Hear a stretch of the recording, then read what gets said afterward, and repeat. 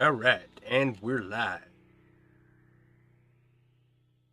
Good evening, everyone. How are we doing?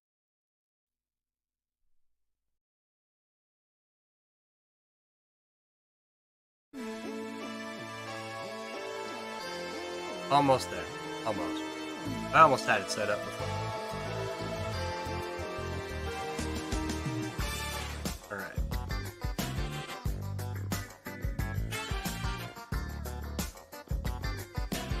I can see myself and going.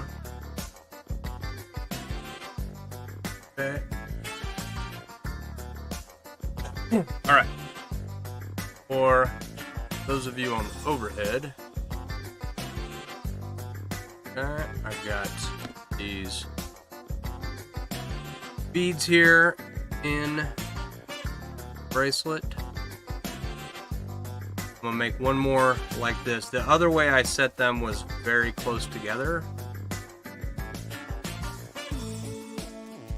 Oh, there. Okay, for everyone there. What I'm talking about. I have these. They kind of look like textured rings, but they're actually beads.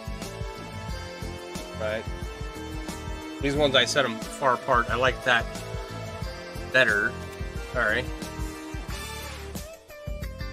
Then I'll just hold these up side by side. You guys can tell me what you think. So on your left, the 4 beads are very close together, and on your right, they're a little bit farther apart. I don't know how to make it so you can really see it. But I like them when there's a little bit more spacing in between them. I think it makes a nicer weave. So I'm going to be making one of those. And then we're going to make whatever else comes up. Got lots of, well, I have 20 bracelets to make is what I have.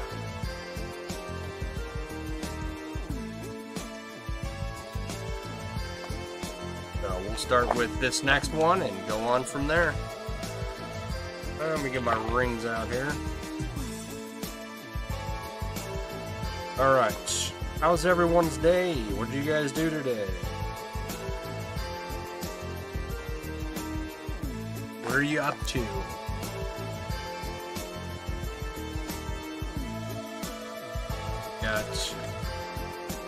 I had a bunch of work today. I did not get anything done down here. Just share a little bit.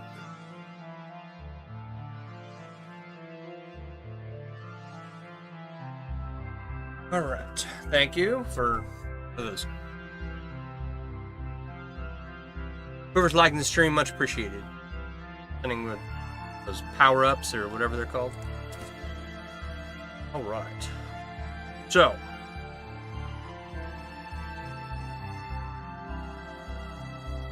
Went out, saw a patient today, got them admitted.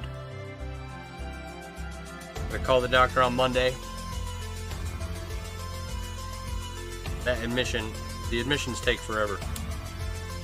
But it wasn't as bad as I thought it was going to be, okay? So I'm looking at their paperwork to get them started, and the paperwork's talking about, patient has IV medications that they got to learn how to take. Patient's got to have teaching on diabetes and a colostomy bag and a bunch of other just very complex things to deal with.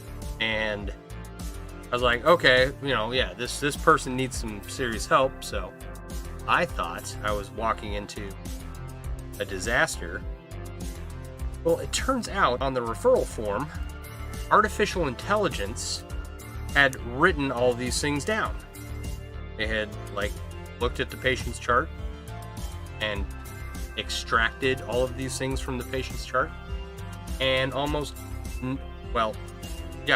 none of them were accurate. The patient did not have a colostomy. She did not have IV drugs. She needed teaching with.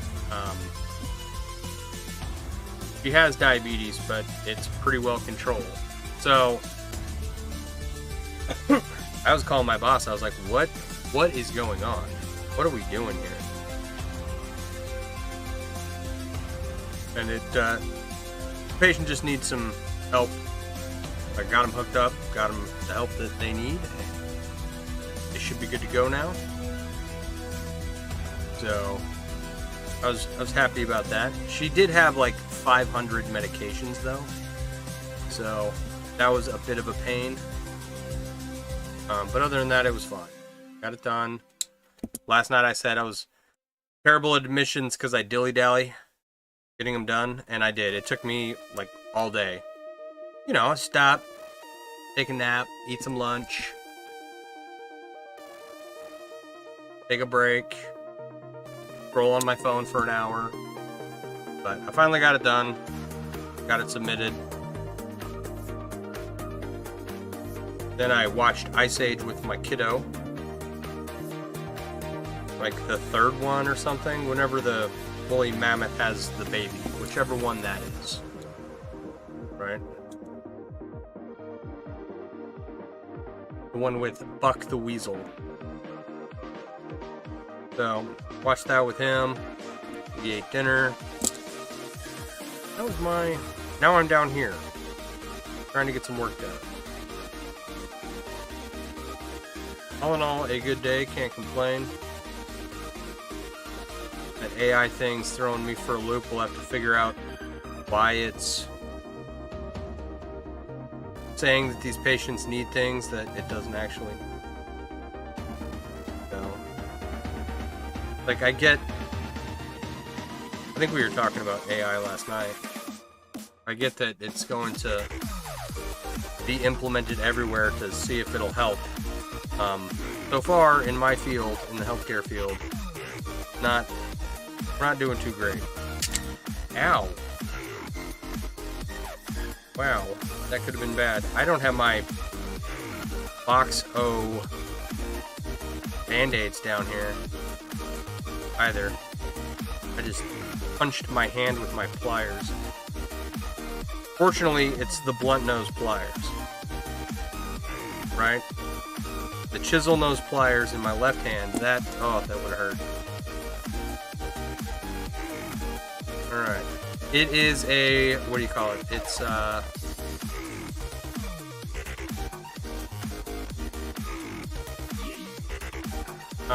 do you call it? A job hazard?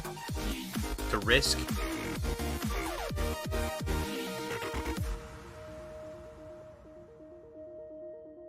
Right? Your pliers slip and then you injure yourself. I will be alright. So, thank you for all those likes, much appreciated. Help me spread the good word of the gospel of chainmail. This hobby helped me through a lot of tough times, helped me think through, gave something for my hands to do while I thought through some of life's biggest problems. And at the end of it, if I stuck with a project long enough, I would have something cool. Alright, speaking of cool things, for anyone who was around last night, we were talking about getting a dog carrier, a small dog carrier to attach to my motorcycle for the chainmail balloon dog, this guy right here, right? Speaking of cool things, chainmail balloon dog is, so he's made from stainless steel, and it's a balloon dog made from metal. I was thinking of calling him Copper, I think. You got name suggestions, I'm all ears, right? But I think Copper would be a nice ironic name for a balloon dog made from stainless steel. And so I was thinking, alright, it's a sculptural piece, right? It's not a toy. And I don't want him sitting on my desk all the time. But, like, how to display him, right? So I was thinking, I was looking for little, dog crates, like tiny dogs for miniature dogs, that'll fit on my window ledge. Unstable connection. Why is there an unstable connection?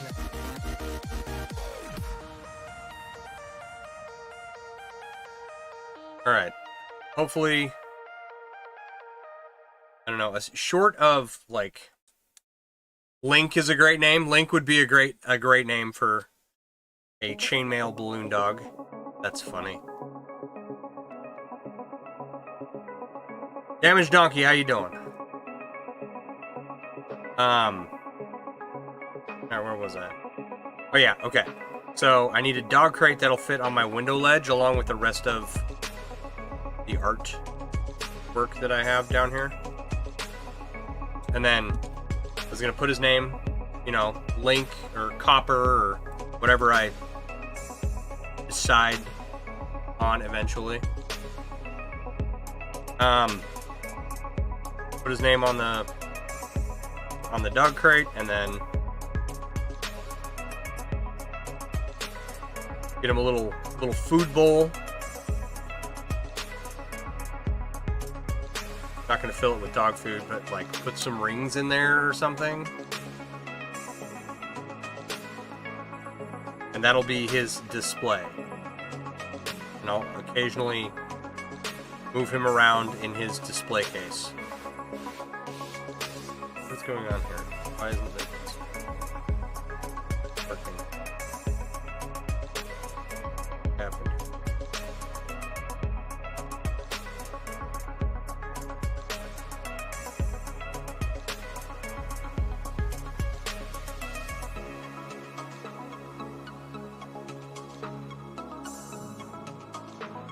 Oops. I don't know what... I'm not much of an artist. I don't know how to display a chainmail balloon dog, but I think having a dog crate for him with a little food bowl and where he can be repositioned and whatnot, I think that's a pretty good display. I think it's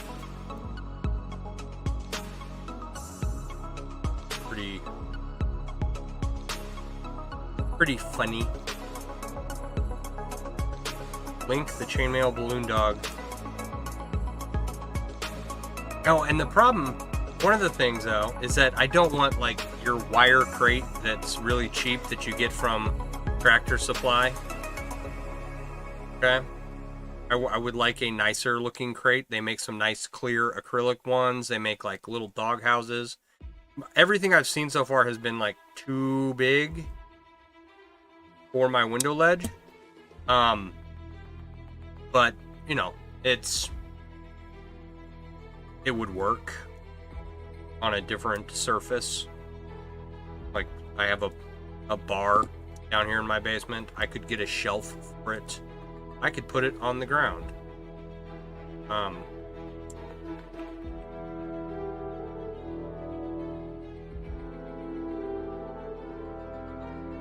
But I'd like like a nice looking dog crate. The really nice looking ones were like $200, $300, and $400, and I'm like, I've already spent a ridiculous amount of money on the supplies. This guy is filled with stainless steel BBs, right? About 18,000 of them at last count, roughly. It's like just shy. I didn't count them all out. Have to go by. You know, I have to assume that these containers full of BBs, that there's 1,000 in there, like the manufacturer said, right? I just have to take their word for it. So 18,000 BBs, and it's like $20 per 1,000, I think it was. $10, $12 per 1,000? I don't remember. It wasn't as cheap as I thought it was going to be. Let me put it that way. So I've already spent a ridiculous amount of money on just the supplies to build the balloon dog in the first place. I really don't want to spend another several hundred on the display, you know. So, but I'll figure out something cool that's cool enough. You should make a chainmail crate or doghouse. I thought about that, right? I thought about that. So here's my problem with that. It's the gingerbread man in a gingerbread house kind of thing. Gingerbread man sits alone in his gingerbread house. His walls are made of his flesh. Is the house made of him, or is he made of the house? He screams, for he does not know. So, like, yeah, I could make. Well, I could probably. What I would do is I would take one of those wireframe, the cheap wireframe ones, and dazzle it up with some chainmail.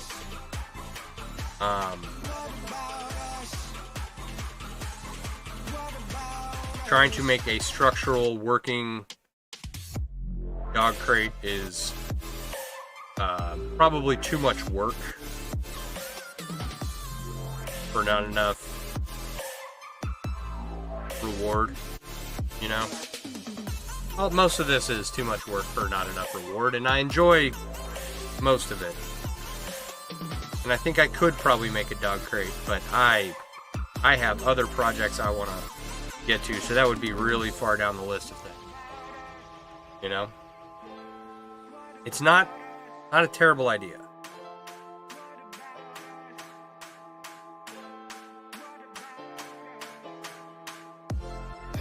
I'm not opposed to it. I'm not, nah.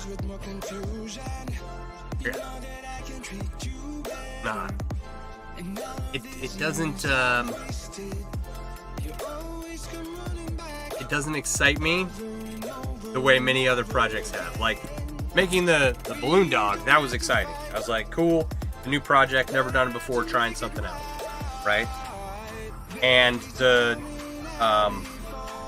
making a dog crate out of chainmail just seems like such a grind in a hobby that's already such a grind. I don't know if I could do it. Like, I think I could, but I don't know. I might not be able to if I'm not lying to myself. You know what I mean? Like, it's a good idea, but it would hurt to make just a... I don't know, maybe it wouldn't. I often overthink things in my head, and when I go and do them, I'm like, oh, that was not nearly as bad as I thought it was going to. So.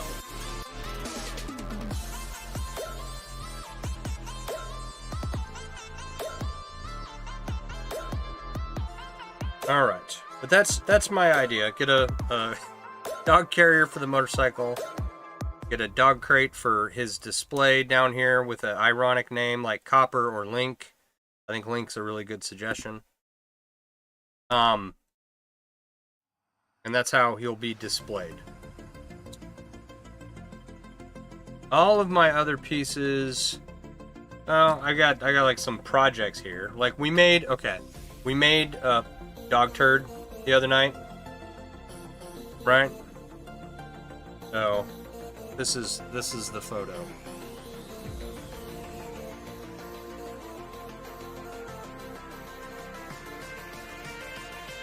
So the balloon dog sits. Okay. He stands.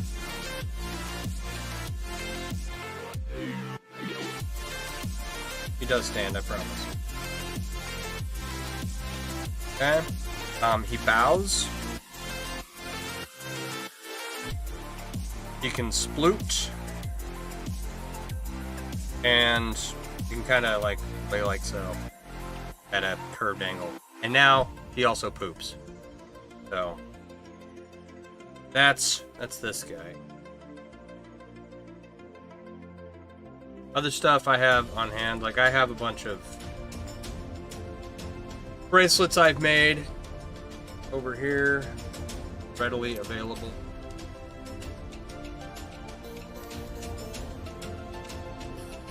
These are what I'm working on right now, actually. This single-stranded Byzantine bracelet with beads on it.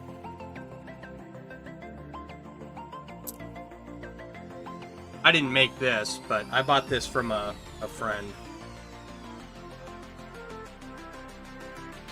And here's 2 more of my bracelets. And then I got a whole... What kind of stuff do you want to see?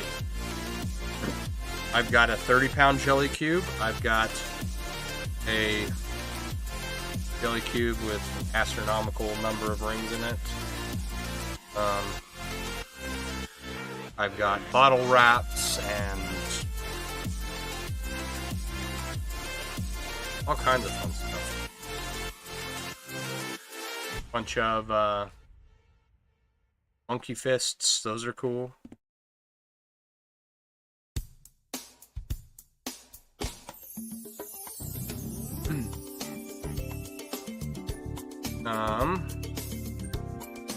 Trying to think. I've got a bunch of small stuff I can grab real quick for you.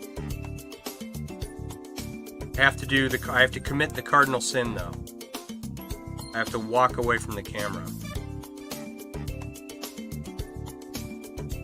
None of that, it's all over on the other side of the room. Sitting in the dark, no less.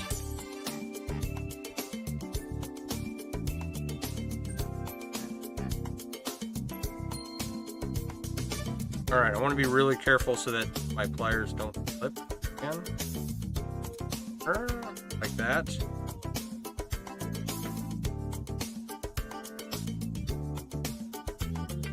We can definitely take a moment to do a little show and tell.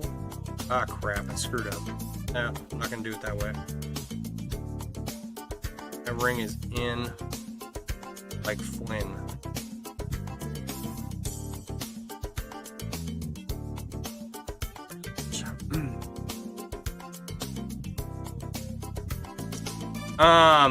Well, I don't have any chainmail items listed on my website. My website is all like blankets and shirts and stuff.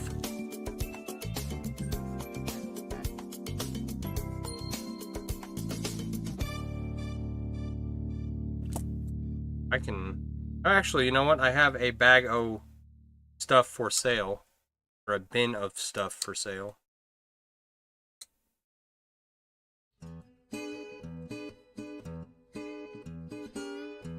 Fix this ring real quick.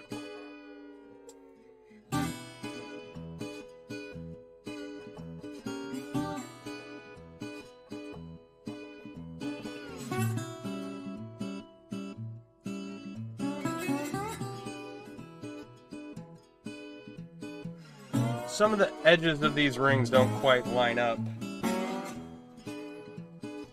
Alright.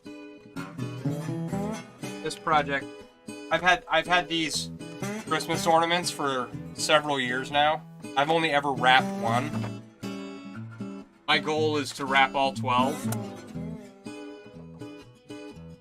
And now that I'm nearing the end of working with the rings I have on hand, I can order some more rings and wrap those. That would be really cool. Alright. This is one of my monkey fist. There's a glass marble in the middle there. Kind of see it there. The weave is called elf weave. And weave names don't mean anything in chainmail for the most part, unless it's like European foreign one. Thank you for the follow, much appreciated. Or Japanese 6-in-1 or whatever. I've got this. This necklace matches the one I'm wearing. Right, this is called Captive Turkish Round. And it's a nice, thick, heavy chain. I don't have too many necklaces, but I have that one. Like, I've made a bunch of bracelets. Here are some different nice bags. I had a bunch of odd-sized rings that I ordered.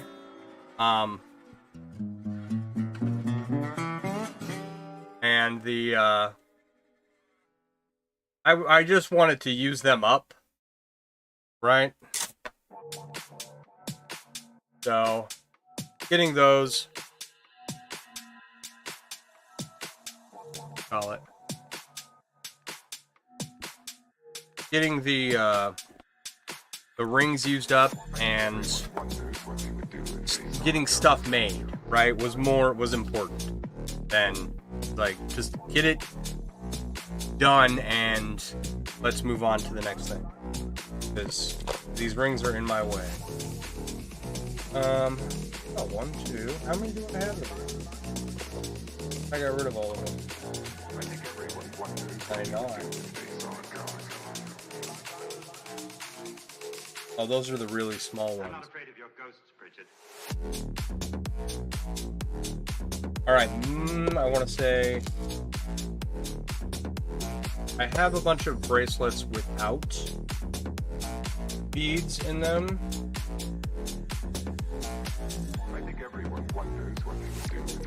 Right, and then it looks like most of what I have is these dual-stranded Byzantine. Here's a bunch of the bracelets. So that's called box weave because it looks like a box. This is called half Persian 4-in-1. This is that Turkish round mail. I have a Byzantine bracelet and a helm weave bracelet. And this was, you know, I had the rings on hand. I needed to make something with them. So I made those. This is like my line of bracelets that I've done.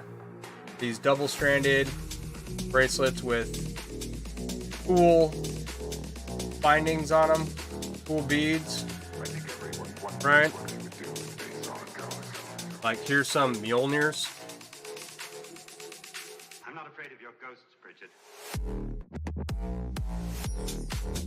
Okay. Or I gotta zoom in for. Let's make some room here. Got a pile. I think everyone wonders what they would do if they saw a ghost. These are the Mjolnir beads on this bracelet. And oh, these are some triquetras.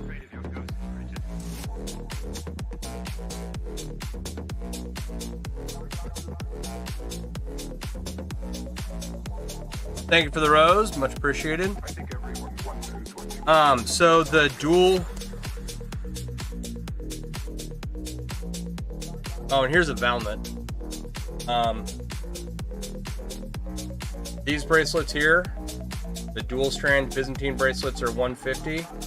The single strand Byzantine bracelets I'm working on are 75. And then these smaller ones, I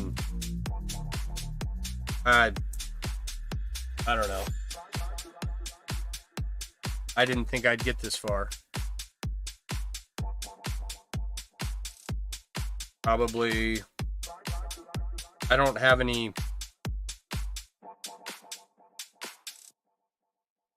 What do you call it? I didn't write down what I thought they should be, you know? Hi Sharon, how you doing? I'm making chainmail bracelets with cool beads on them. So, yeah, like I said, most of the ones, like the dual Byzantine bracelets with the big beads and whatnot, those and these smaller single strand Byzantine bracelets, right?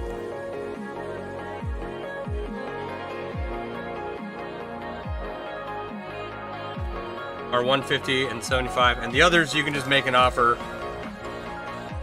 I don't have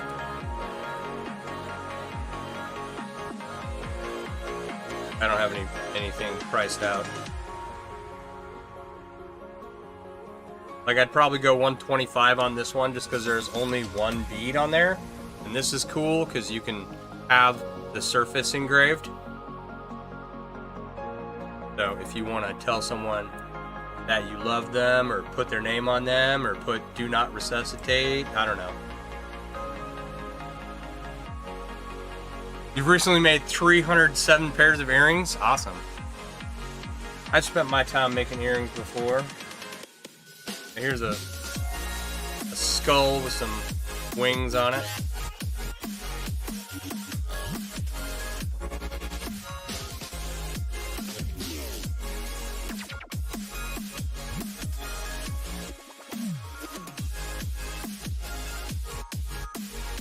I did not mean for tonight to delve into show and tell, but if you're interested in something, just message me.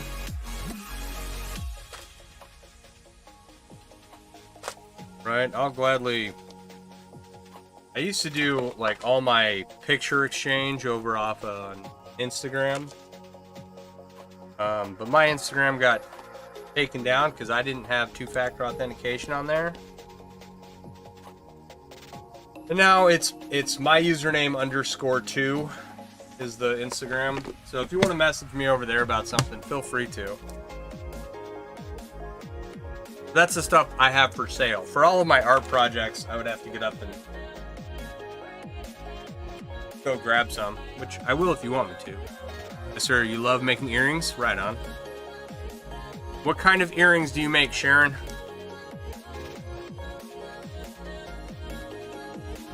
I haven't made earrings in a long time. I have one earring design, but I don't have the rings to make it right now. All I have is the design in my head.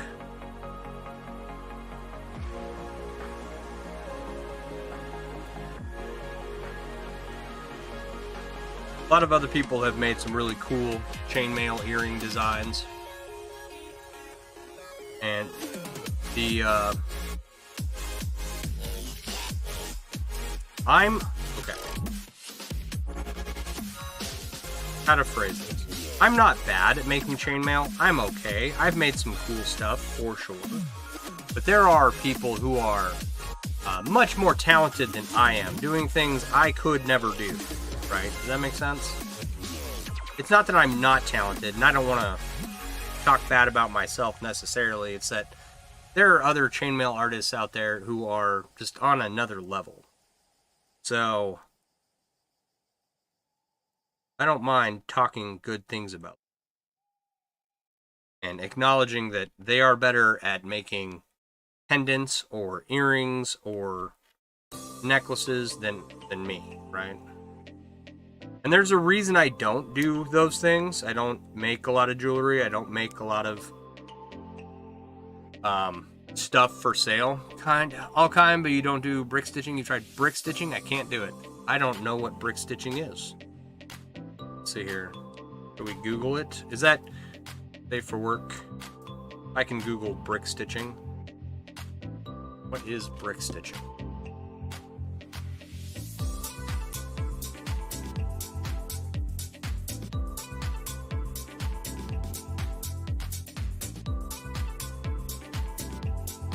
Brick stitching is a structural repair technique that stabilizes and reinforces cracked brickwork. I don't think that's what we're talking about.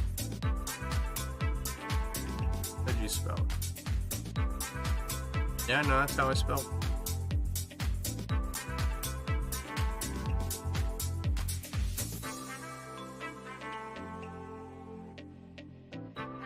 Oh, there we go. Okay.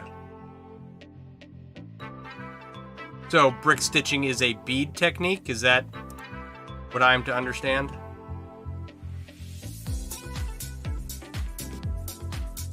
Alright. Very cool. Yeah, beadwork and chainmail is very similar, right? In that you can take a project and just make it as complicated as you want. I had a psychology professor. She was big into beading and subscribed to like bead magazines, and showed us this enormous frog all made from beads. It was really cool. And I actually ran into someone here in town who had bought the tutorial to make the frog.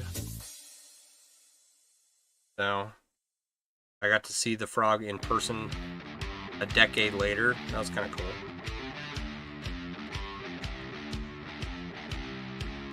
Yeah.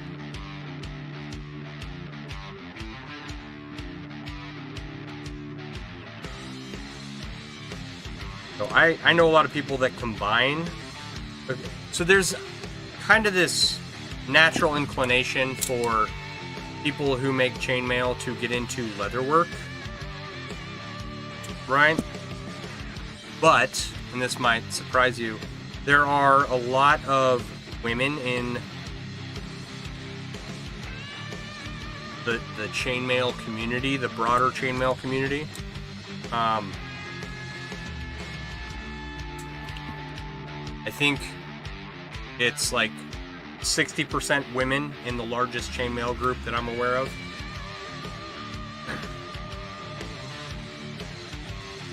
And a lot of them come from the beading world and add chainmail as a hobby, as a skill set. And so you'll see all kinds of cool combination of beads and rings when these ladies make their projects.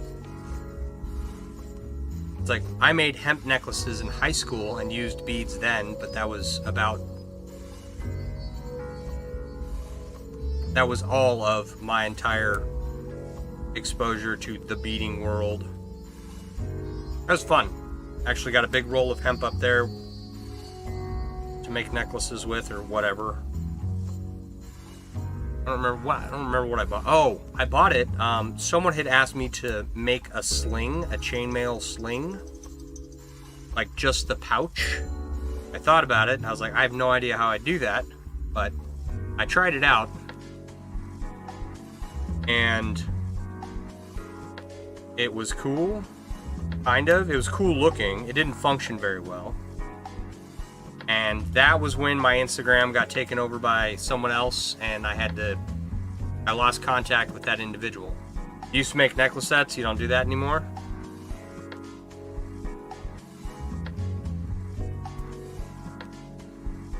By necklace set, you mean like a necklace that matches the earrings and the bracelet? Like the whole jewelry set? Or is necklace set something different?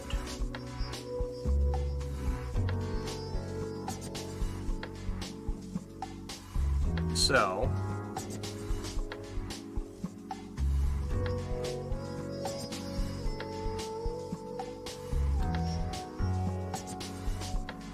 let's see here.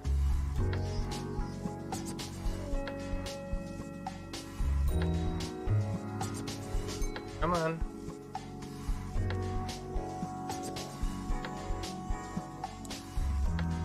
Alright, I need a drink of water.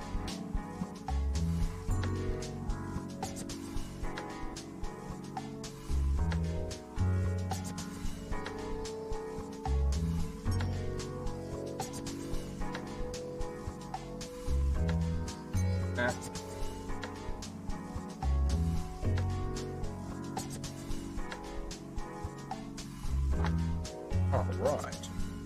Okay, so necklace set, yeah. Where you'll make a necklace that matches the earrings and you'll have a matching bracelet. I've never made that. I've seen lots of artists do that. Mac, what's going on? How you doing? It is something I could do, I guess. Just, I don't know. I'm lazy.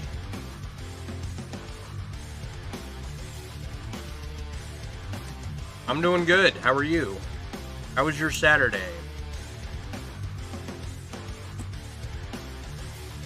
Correct.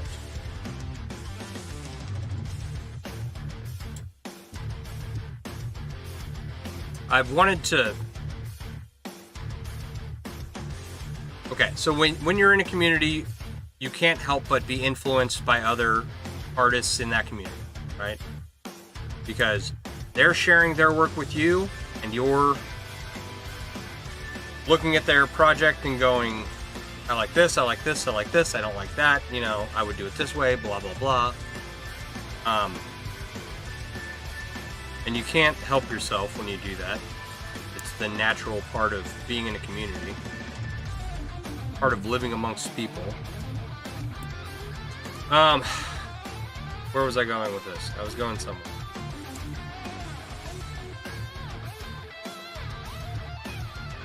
Oh, happy birthday to your mom. So, my point was, there are many artists I would like to emulate. Not directly copy, necessarily. I'm not much for... I try to make things that no one's gonna copy, right? Not because I'm worried about someone copying what I make. I will absolutely tell everything I can about this balloon dog to someone else. Absolutely. I make one for yourself. They're awesome. There should be more chainmail balloon dogs in the world, right? So, like, I'm not... First off, no one else is dumb enough to take up the mantle of making a chainmail balloon dog. Okay? Just me. Right? In the grand scheme of things, it's fun to make, it's a cool result, but it's not a smart project, per se. As it's kind of like most of my projects are not smart projects. Like, it's mostly for me, mostly to see if I can make something, and like, I'll never see any kind of return on investment on most of what I make, which is fine. I'm fine with that. Long after I'm passed and, you know, archaeologists dig up my body and they discover all these cool chainmail items laying around, they'll be very confused.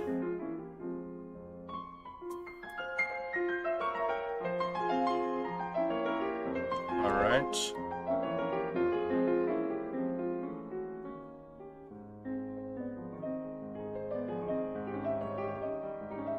So, like, if someone wants to copy directly the style of necklace or bracelet I'm making right now, the weave is Byzantine.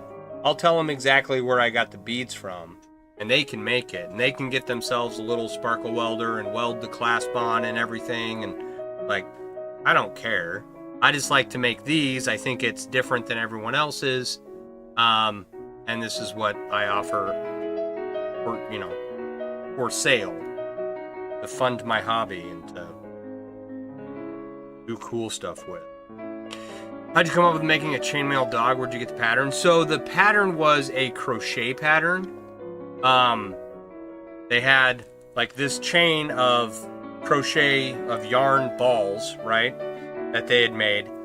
And there were 10 all along one strand of yarn, right? And I was like, oh, that'd be really cool to try in chainmail. But steel is not as forgiving as yarn, and you can't wrap it up like you can yarn and the latex of a balloon, right? So I had to devise a way to connect it that's not the same as the crochet pattern, but that it would still like hold its head up and be very balloon dog like. So I saw a picture on the internet and it inspired me. Like, oh, I want to try that. And then I was sitting around here. I couldn't work on one of my other projects, so I had to come up with something.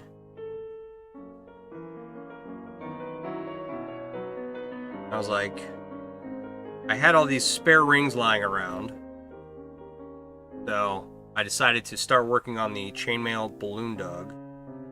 And it actually turned out way better than I ever thought it could. Took me way longer than I thought it could, cost me more than I thought it would. But in the end, I have a much better understanding of how to go about making one. So this is like version 1, right? So the first thing that happened to version 1 is that his back legs fell off.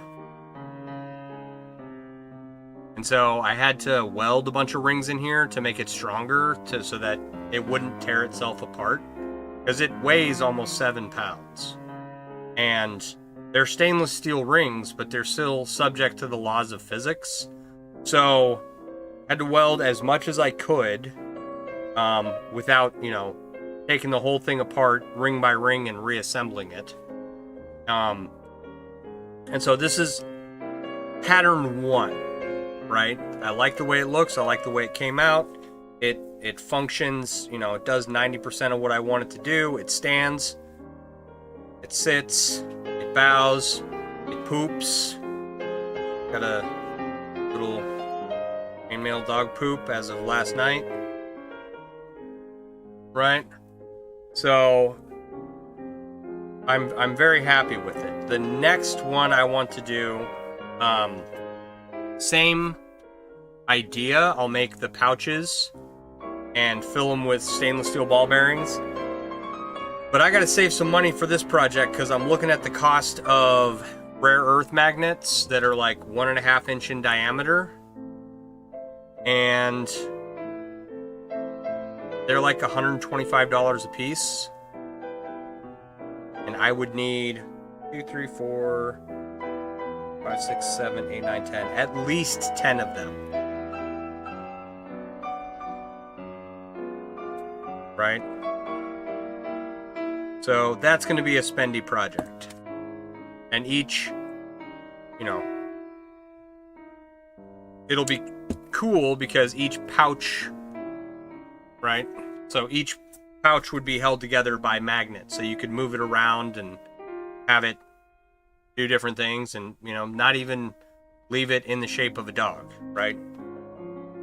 So the third pattern I want to try is I want to make a balloon dog where it's all one piece and all it does is stand, but there's no joints to it, so it won't change position. It's just a pouch shaped like, how they make hot air balloons that are shaped like Bigfoot or like houses or, the Eiffel Tower or whatever. Essentially that, except I'm not going to fill it with hot air. I'm going to fill it with stainless steel ball bearings. I think that'll be more of my sculptural application. My sculpture goal.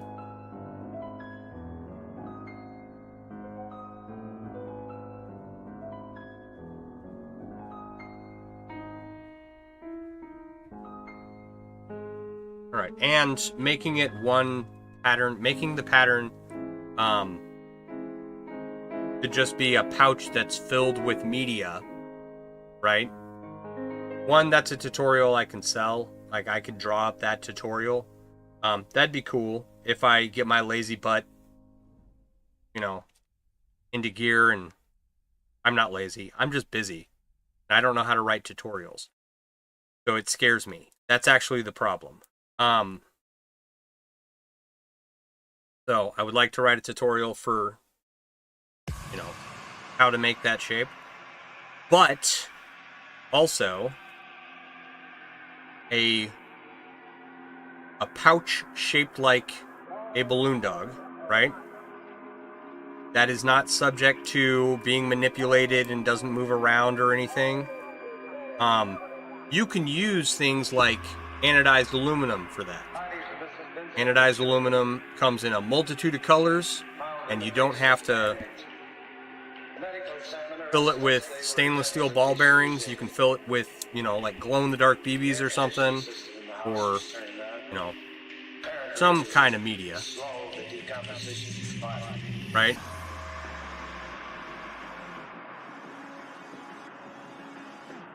That doesn't... Oh, what am I doing? These are the wrong rings. Oh, that doesn't subject it to the forces that this one is under. I think it's pretty strong now with all the rings welded in place. At least I hope it is. And I don't want it to fall apart. Someone was asking me like what the price on this would be last night, and it's like, I'm not even sure if this can handle being handled by someone else right now. So selling it, it's like, if I sell it to you and its legs fall off again because I didn't do a good enough job securing it, like, I would feel bad about that. And then I'd have to fix it and send it back to you, and it's like, I'm not emotionally prepared for that yet, so.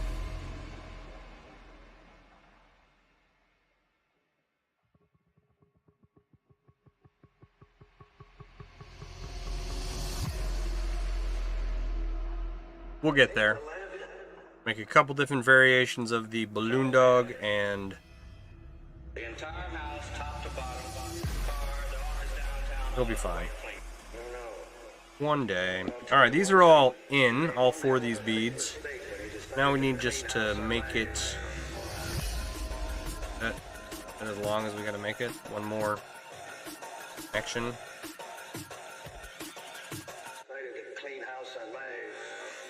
Oh, yeah. So these, I think they're 7 inches with the clasp right now. Okay. So, most people's wrists are about 6.5 inches and larger. So this is about as small as I can go without it being too big for the smallest person. Of course, we can always lengthen it and make it fit someone larger, that's not a problem. I think most of my bracelets, especially the dual strand ones, are like 8.5, 9 inches, something like that. And that's just so that I have, like, it's as big as the person's gonna need it. And if I have to adjust it, I can do that as needed.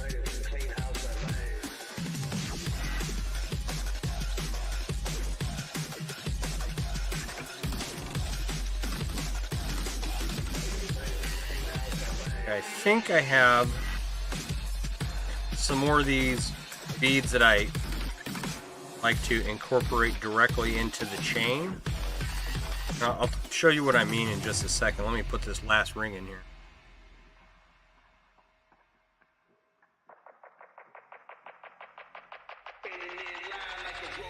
Alright. So, let me zoom in for you. Sorry if, like, camera movement makes you dizzy. Apologize. Alright, so here are the beads in the center, and there are rings to either side, right? Like, I don't know if you can see that little gap there. But over here as well. These decorative beads are incorporated into the chain as rings, right? And I'll show you an example of the other style of beads that I have. Right? So, seamlessly worked into, focus for me, seamlessly worked into the weaving of the chain, right? The other style of these single strand bracelets that I make, or the other style of beads that I use, is these beads where you gotta tunnel through the center of them.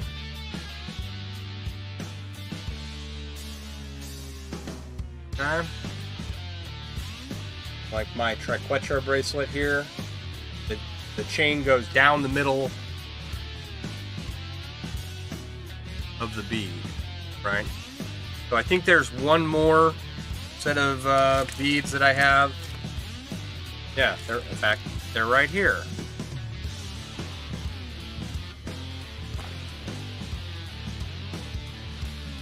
I'm gonna work on those for a bit. I'm gonna zoom out.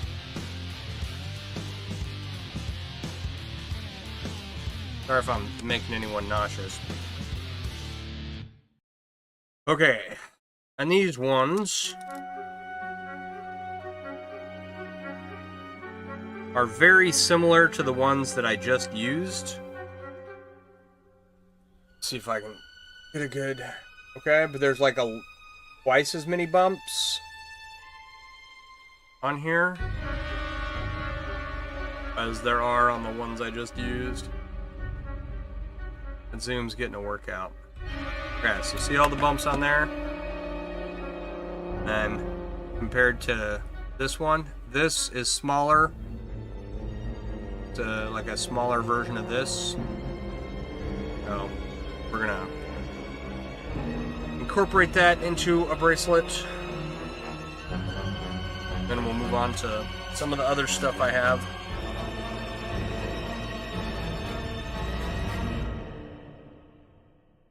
Alright. Check my...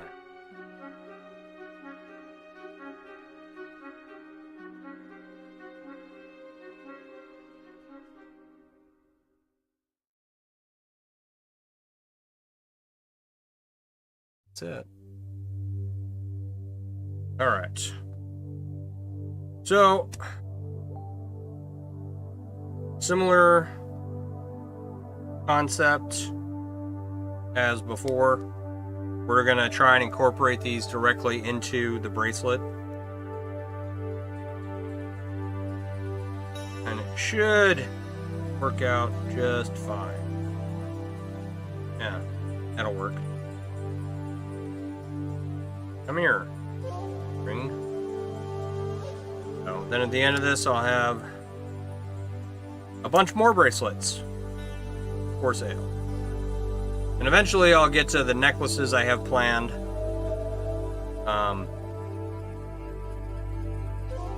goal is to make 20 bracelets and then, you know, use up my supplies I have on hand here. I've got my gas tank wrap for my motorcycle almost, like, I need to work on it. But I've been very busy with work, and the next couple of steps I have to take with that are very time consuming.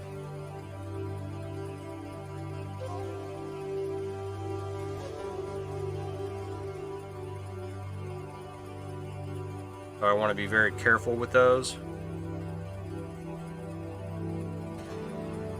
And I have, knock on wood, I have everything I need.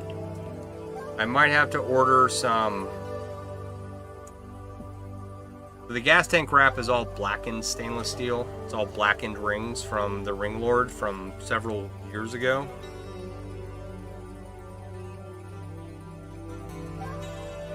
And what I have on hand is what I have. I can't get any more. They did just announce that they had new blackened stainless rings available, but they'll be a slightly different size because the Ring Lord changed how they size their rings about a decade ago, and it screwed me up really bad on a number of projects I had. So what I have on hand is what I have. I got to make it work somehow, but I might incorporate some regular stainless rings in the gas tank wrap. I've got the leather wrap. Pretty much, I've got to do some more sewing on that, but it's ready to be, like, all the pieces are cut. I just got to punch the holes and sew it up. And the leather portion of it is all going to go under chainmail. So I'm not hyper fixated on it being perfect. Let's just say it's definitely not perfect, right?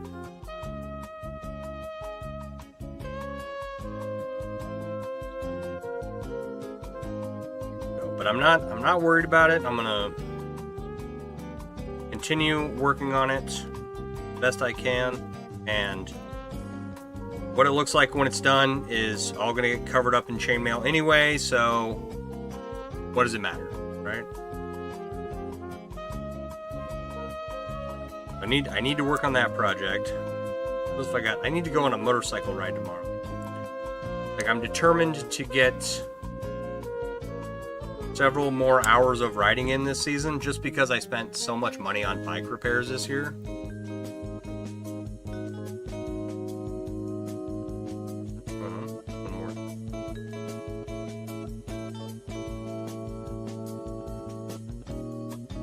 We'll see. See how much time I have.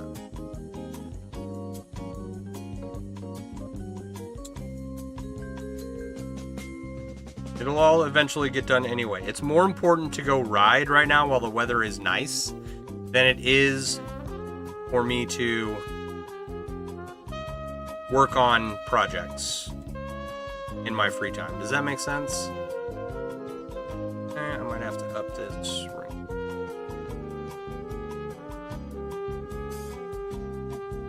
That's a little tight.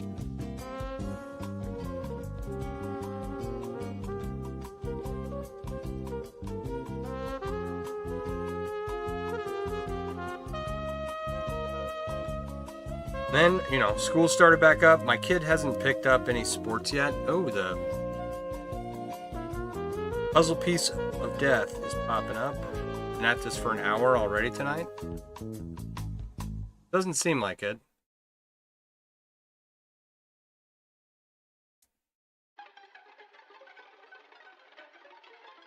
Come on, get this over with. Really? Drag the puzzle piece into place. I'd love to. There we go. I'm still here.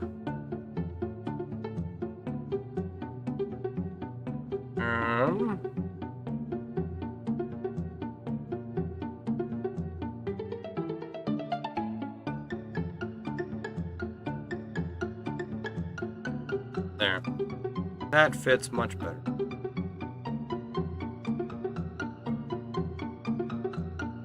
Little ring size adjustment. It's kind of changed the size of the bracelet little by little.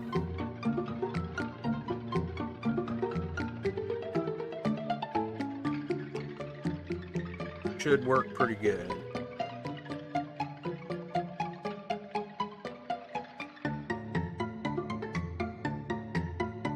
Hopefully this other side doesn't. And hopefully we won't have to take it back apart, but if we do, it'll be fine. Taking projects apart's not fun, but I've done it a lot. I've taken apart a lot of stuff. And the decision to do that was, a lot of it was inspired by the fact that the Ring Lord changed their ring sizes. So I had to like scavenge the rings I had on hand and some of the projects I had made.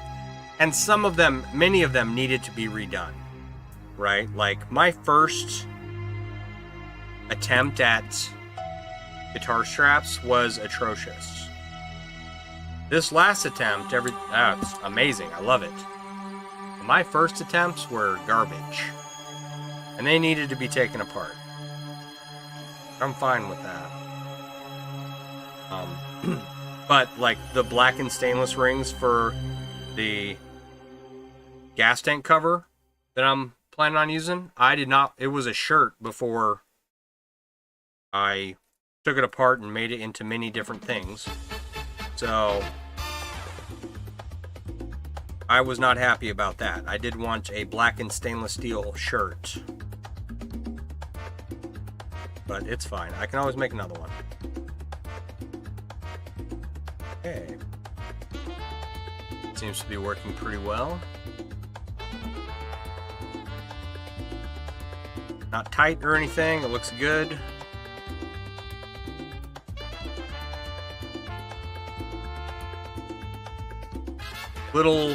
Little smaller than this other bracelet here.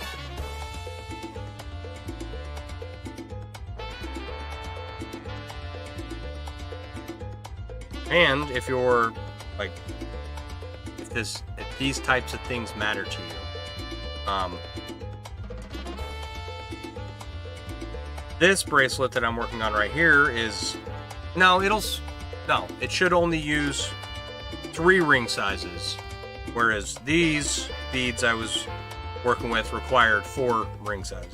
So, which in the grand scheme of things is not that big of a deal to me. But many people are ring counters.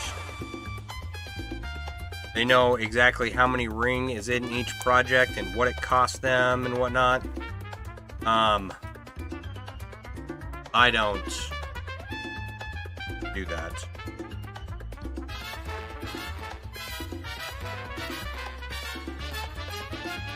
So if you see one of my large projects and ask me how many rings are in it, I'll have a vague idea. At no point in time will it ever be exact. Like my 30-pound chainmail cube has 44,000 some odd rings in it, right? And that's as close to the exact number as I'm going to be able to get.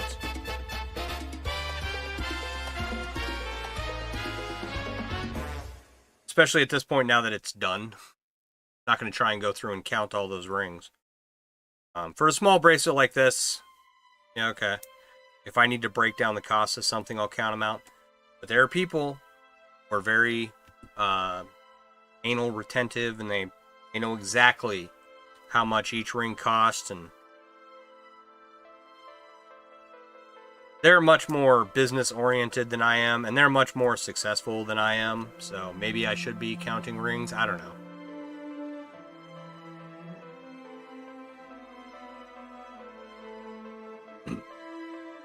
I go by the hour. I have an average of like 200 rings an hour.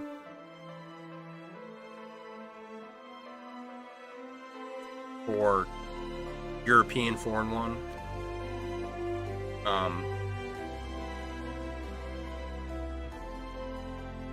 And that's not exact. Sometimes more, sometimes less. It's just kind of an average. If I'm really pushing myself, I can increase that by a lot.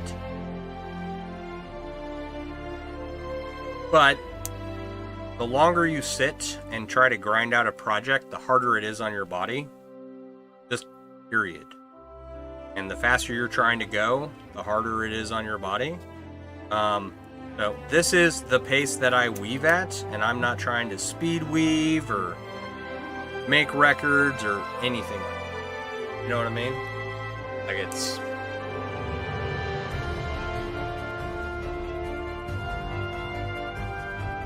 it's already hard enough to sit here for 3-4 hours and talk.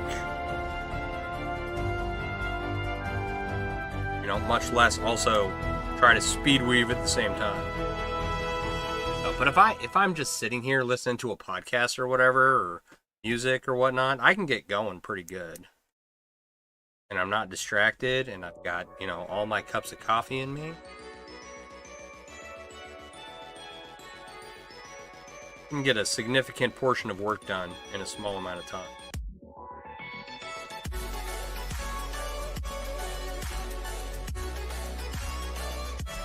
Alright, time to add the second bead.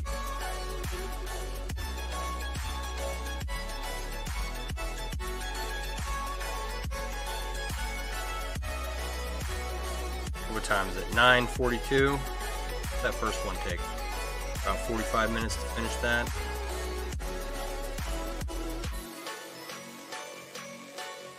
We'll be done with this in the next half an hour, maybe.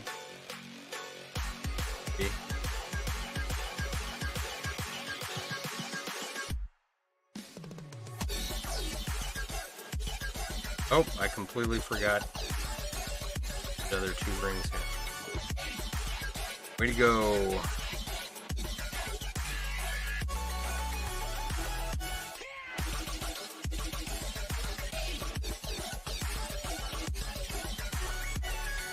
I like specifically closed these rings so that I could add them as I weaved this bead in, and then I forgot to put them in. Par for the course, that is how I like to roll. I like to do things the hard way. Because doing them the right way the first time, that would make life too easy.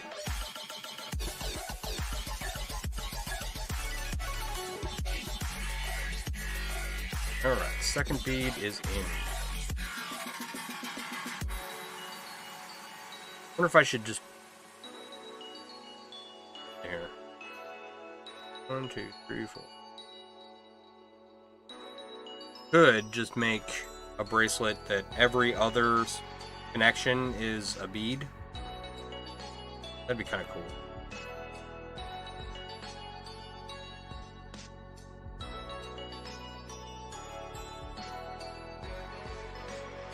Maybe one day. Cheap views on Streamboo. I don't want cheap views. I'd rather sit here with my 4 viewers because they're cool. 5 viewers? 5 viewers.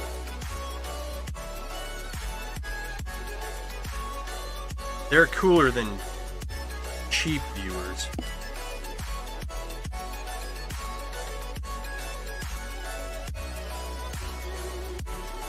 It was funny. I don't get a lot of traction on Twitch. Never have. There's just not a lot going on there anymore. So I don't know if it's even worth streaming over there, because all I ever get are bots telling me this is like single ladies in your area looking for a hot date, right? Like cheap streamers on Streamboo. Yeah, I don't know what that means. But I equate it to, you know, hot singles in your area kind of advertising. Like, you know it's not true.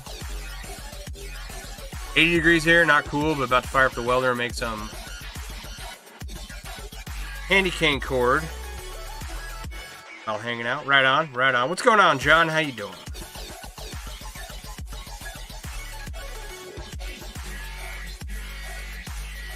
Alright.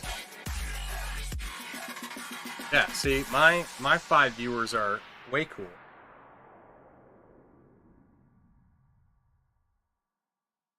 One day, if I stream long enough, I'll be moderately... Well, people will know what my face looks like. They may not know what I do.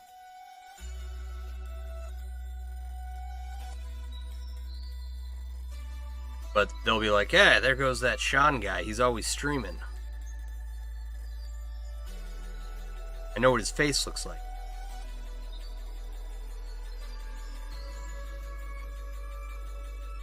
Right.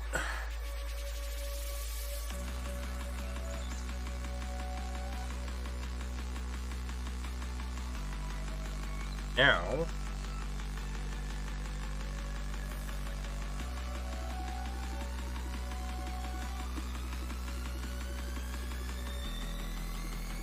$20 bracelets. And then once I get paid next week, I don't know if I'll have the money to get the rings for the necklaces, but I do have a bunch of pendants that I need to make necklaces for. Right? So I need to dig into like what ring sizes are gonna work. Need to replace your water filter. Has a drip leak. Oh, tightening just made it crack. Gotta do that tomorrow. Paradise per usual of a homeowner. Yeah, I love being a homeowner. I need to replace my water heater. It's old. Like, I replaced the air conditioning unit last year. House is 20 years old.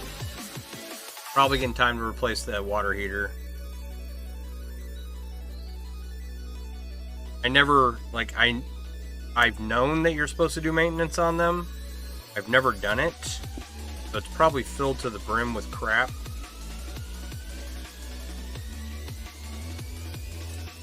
And even just talking about it, you know, out loud down here in the basement where the water heater is.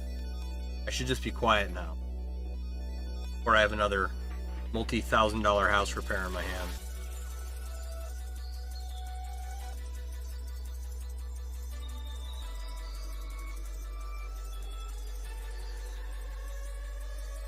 Got plenty of other projects I want to do on the house.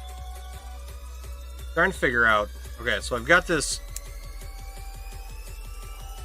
sliding door. It's a bifold sliding door, right? So there's 2 doors and they fold in half on one of the closets down here. And there was a flood and it ruined the bottom of one of the doors. And the previous homeowner tried to fix it. It did not stick. You can kind of get it to stay, but if you ever need to open it up, it just falls out of place. So it's like a hazard and needs to be fixed. And I'm not in the habit of, like, if something needs to be fixed, I don't want to just replace it. I want something newer and better. So I've been looking at different styles of doors, and I like the barn door concept. I don't necessarily like the way they look. Like, because once you put in a barn door, unless you get everything else to match, like the trim and the curtains or the blinds or whatever you're using, unless you do that, it just looks out of place. So I can replace the door with what it has, or I can put a new door on there and then have to make everything else match. There's not a lot of stuff that has to be made to match, but enough that, yeah, fills with crud and cakes in it, and you gotta flush them out and whatnot. Yeah, I never flushed mine out, so it's probably filled to the brim with crap.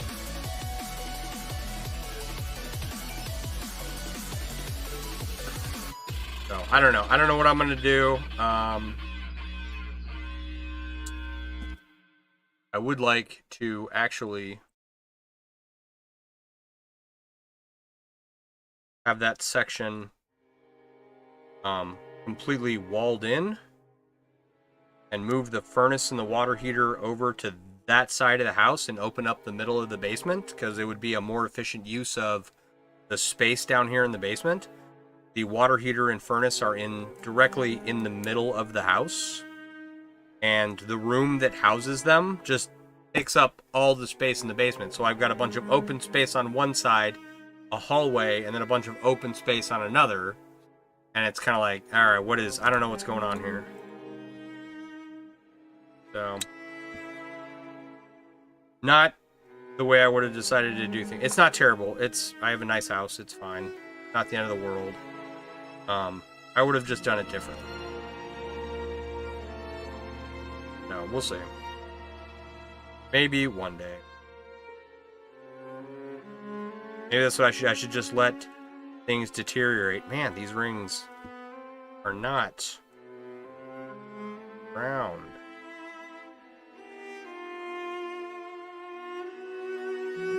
So,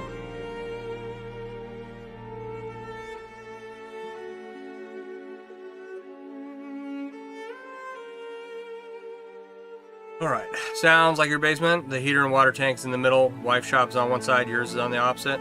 Nice. Alright. Hi Triona, how you doing? I'm working on some bracelets. I've got some stainless steel beads that I'm incorporating into these bracelets here. Give you a close up real quick. You can see those kind of textured rings woven into bracelet. Those are actually stainless steel beads. So, making some bracelets. Trying to... Eventually I'll try and sell them all, and I'll get money for my hobby. Ideally.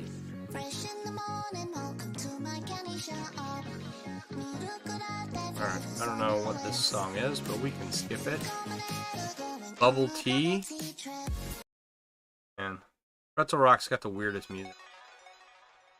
But it's awesome. Where did you get those? You've been on a bracelet making spree yourself? The beads I got were from AliExpress. Long time ago. And I've got a bag of them. And use them in a lot of things. But you can get the same stuff at like not Rocky Found Gems. Rio Grande Jewelry Supply, or Panda Hall, I think it's called. It's the same, findings made in China. But I think Panda Hall is got a US-based warehouse that they sell out of, so it arrives faster.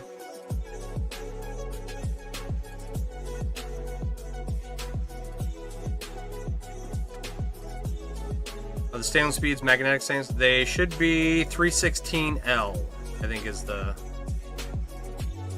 stainless grade on them. It's the same manufacturer that I've been using for quite a while now.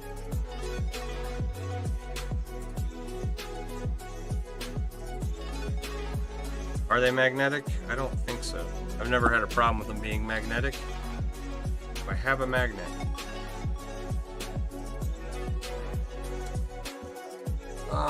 Yeah, let's see here. They're a little magnetic. There's a magnet on the back of this remote. And they're kind of sticking. Not real well, but slightly magnetic. Unfortunately, all the charms and such are made there. Where? China? Yeah. I mean, that's a given. Pretty much all of your low-end manufacturing is going to be in China. And I was I was under the impression that as China ages out, the next biggest population of manufacturing, where, you know, bodies go in to take a job, was going to be India. But with what's going on in Ukraine, I don't know if that's going to be the case. We'll see what happens. We will see what happens. I'll just add this and then I'll here in a minute. So there are certain things I don't have, you know, if it's only going to be made in China, like a bunch of my sublimated garments are only made in China. There's not a manufacturer that makes them. If you want to do print-on-demand shoes, right? No one in the US does them at a price that, you know,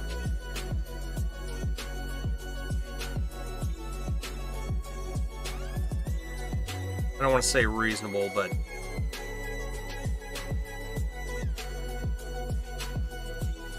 to get print-on-demand shoes made in the US or other sublimated items, it's very expensive. Old guy here quoted you $100 to get a small lot of charms laser cut. Can't beat China's. Yeah, can't beat China's manufacturing. I was quoted I was quoted $1,000 to make one of an item, and that's design and making the item itself. And I don't have the money yet, but I'm gonna go through with it at some point. But they wouldn't give me a quote on what it would take to make the other 999 that I wanted until they made the first one. Now, if it cost me $1,000 to get one thing made, well, half that's the design process. So if it costs $500 to get one of what I want made, and then the rest are $10, fine. But if the rest are $25, then it kind of defeats the purpose of why I wanted them made. And so, alright. Sorry, video on your moving ears now. I thought it was cool. Can you show it to me again? The moving ears kid. How you doing? Stainless speed. Okay, no, wait. No, I made the moving ears video. Just go watch the video again.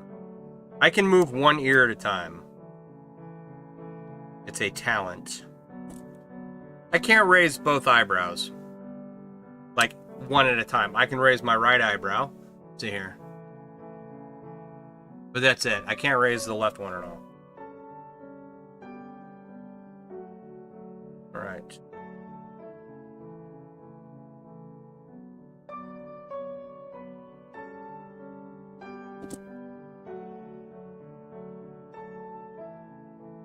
I was back in some trance. Like, what's your hidden talent?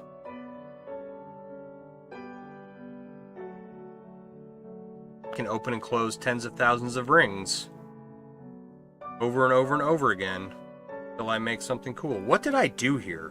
What in God's name is that? Oh wow, I really screwed that up.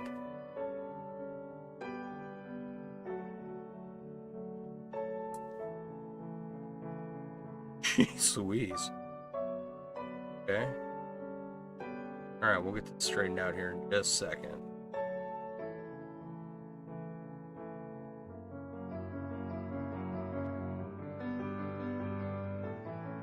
You've been looking into doing drop forging of your own on the small scale. Sounds like cost per dice for such. For your 30-ton press, $750 to $1,500 a piece. That's a piece per die. Yeah.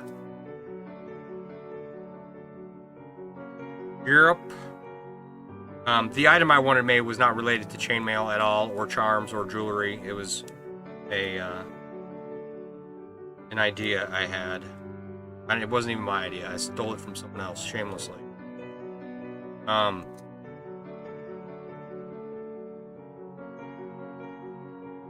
Had to do your almost done Triskelion bracelet yesterday because you messed up. Yeah. Well, this was like I just skipped the whole thing of rings. It's like what am I doing? And that's what I get for not paying attention.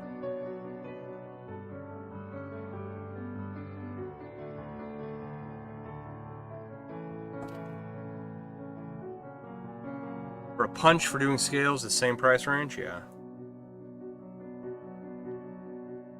Yep.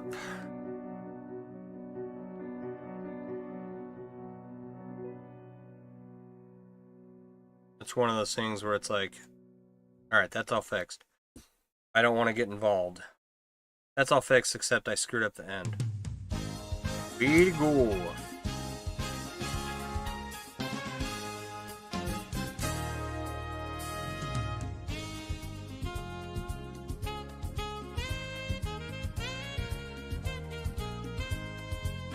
I don't want to get into manufacturing anything myself. I live in a house, and you know, I don't. I eventually would like to quit my job and go to work every day in a shop that's what do you call it? That's not my house. Whether I own the shop or rent it, doesn't matter. Patch 150, 165, how you doing? Elite, how you doing? Account 768, thank you so much. And no, I cannot, I can flare my nose a little bit. I can't do one nostril or the other. I don't know, lots of people can flare their nose.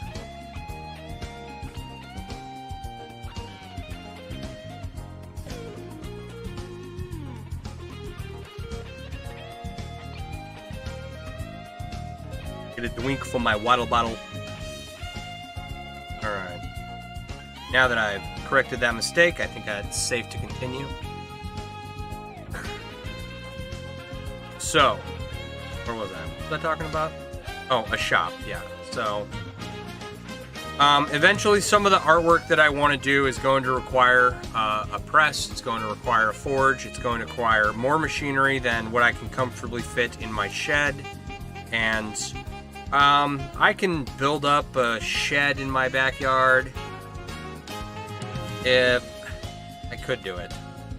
Get like a Versa steel building, make a concrete platform, and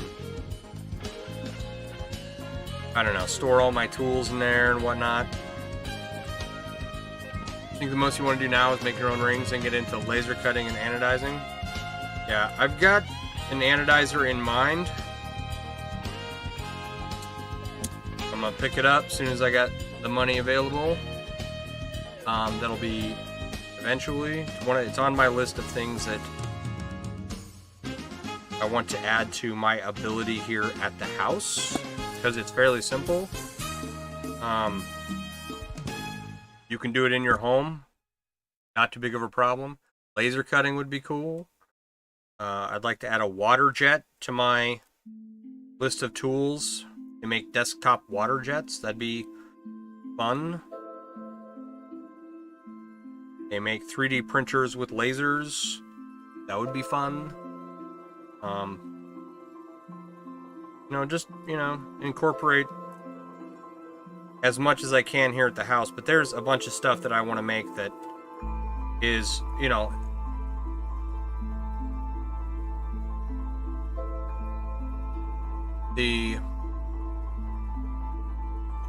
some of the stuff I want to make, if I can even make it, right, is I'll need a crane to move it.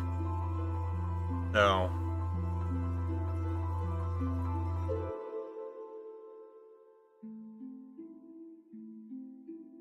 electroanodizing is neat but fleeting. Chemical anodizing is hard in-house for good quality on aluminum. Yeah, I wouldn't want to do chemical anodizing anywhere near my house. Not really. But yeah, electroanodizing titanium. The thing about anodizing titanium is you can just re-anodize it if the color fades. So, and as with all things anodized, aluminum, titanium, right? When I make stuff using those materials and then anodize them, my plan is for those anodized items to be static items, right? I know people sell a lot of anodized aluminum jewelry and whatnot. And that's fine. It's all well and good. And anodization on aluminum lasts a good long time, right? But a titanium bracelet that's anodized is not. It'll last for a while, and it can always be re-anodized, but it's not gonna last forever. So I would much rather make static pieces that don't move after they're anodized. Because when I make something, I don't want it to deteriorate at all unnecessarily, which is why I primarily work in steel. So, 5,000 for robotic arms these days. CNC AI programmable. Set it to weave 2-inch bar stock rings with virtual reality. Yeah, there you go. That's not bad at all.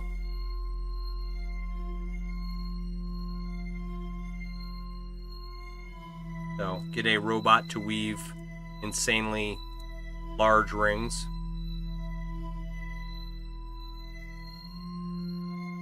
That's like the, what do you call it? The Da Vinci machine for doctors. The Da Vinci machine is a robotic surgeon. So the surgeon sits in a box and has his hands on the controls, and the patient is in another country or another state, getting operated on by the surgeon in the box, right? And there's people stabilizing the patient that aren't the surgeon, and then the surgeon is using super precise robot arms to go in and dissect whatever he needs to and take out whatever he needs to.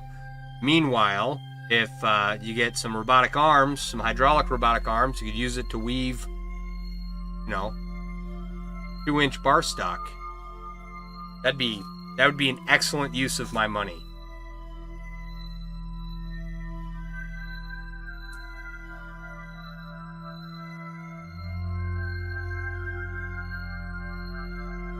All right.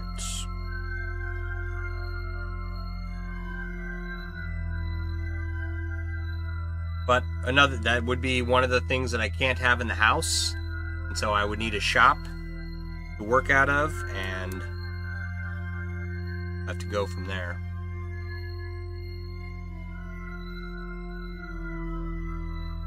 We'll get there one day.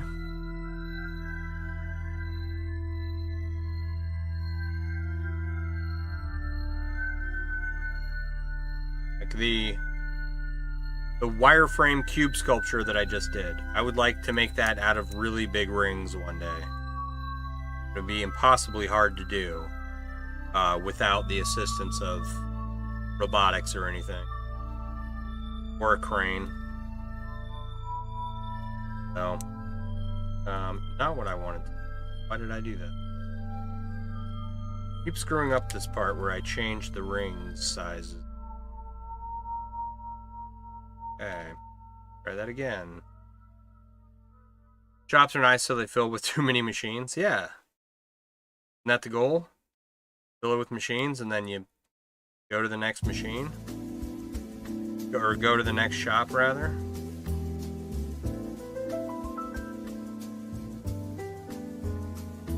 I saw the way you looked. I don't know. I'll just keep it as simple as I can for as long as I can until I'm in a position where I can do more stuff. But I'm okay with just coming downstairs and weaving rings and making cool projects down here. And if that's all the farther I ever get, that's fine. I'm pretty hell-bent on staying in my house as much as possible. I don't like to go anywhere because outside there's people and all my stuff is in my house, so I don't have to pay for anything here beyond what, bills and whatnot. I can just go to the fridge and eat whatever I bought. Your eyes so enlightened. You need to sell 3 machines for full space for the next machine. Looking to bite the bullet and buy a full CNC enclosed machine. There you go. Good. Smile Good, lady. so touching. Yeah. Oh man, wow. Both pliers came off that.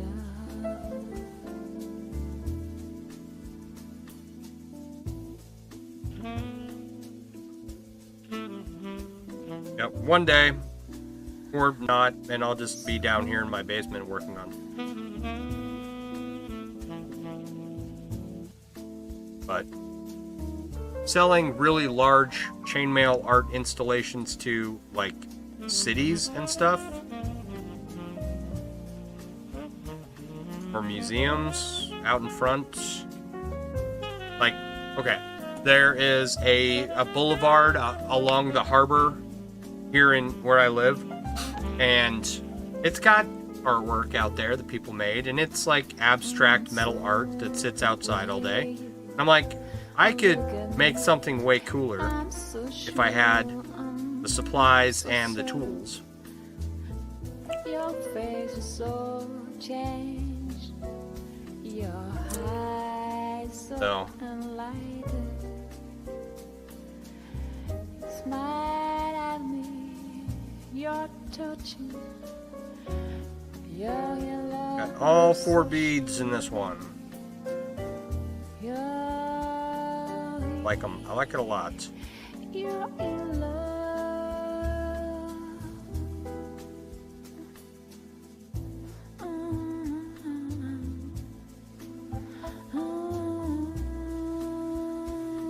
Now I need to get the clasps ready. I've only got 20 clasps I gotta weld together. A little short. One more. Then once the clasps are welded, that's okay. So those are my 2 projects. I gotta weld all the clasps together, which last time it took me a significant amount of time, and then get those cleaned up, and then I gotta do the wrap for my gas tank for my motorcycle. Those are the 2 big time-consuming projects I have going on right now. In addition to everything, like I gotta go mow the lawn. I gotta feed my kid and take him to school and pick him up and go to work, and so in between there, I've got to dedicate a lot of time to 2 projects that are just they're just arduous, right? I could probably sit here and sew on stream though. Punching the holes in the leather is one thing that I probably wouldn't do on stream, just because like I've watched other people do it and other leather workers, and it's like, yeah, no, I don't like watching this. So I'm gonna move on to something else. And I think that people watch stuff like I watch stuff. So if I find it boring, I'm not gonna try and recreate it, you know what I mean? That seems silly. Bent that too.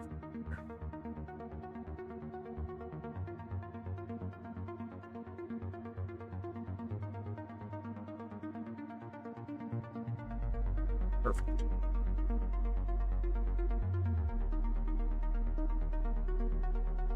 Very nice. Do you have the hole punch that fits in the mini drill press to place your holes? Do I have a hole punch? Fits in a mini drill press, place your hole. I have, what do you call it? I have a stamp. A 4-prong hole punch.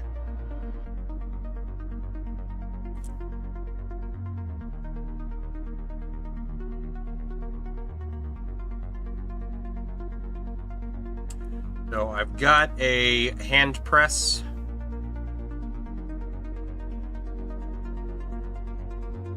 That I got for Christmas last year.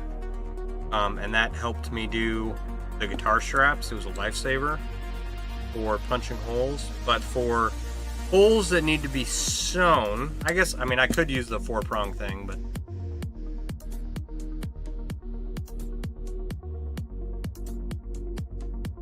let me grab the tool I have. The problem I have with the multi-pronged punches and the hand press is that I could not get the accuracy I wanted when I tried it.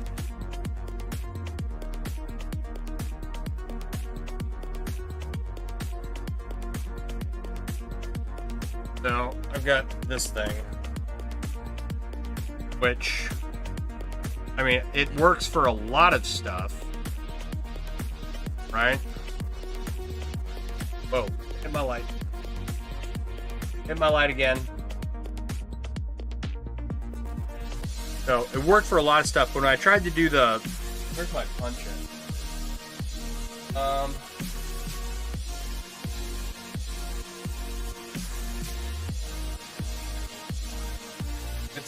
It's like this, right?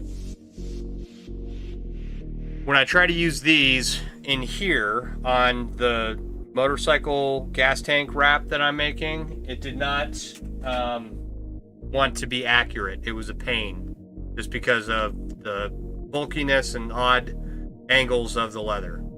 So I just ended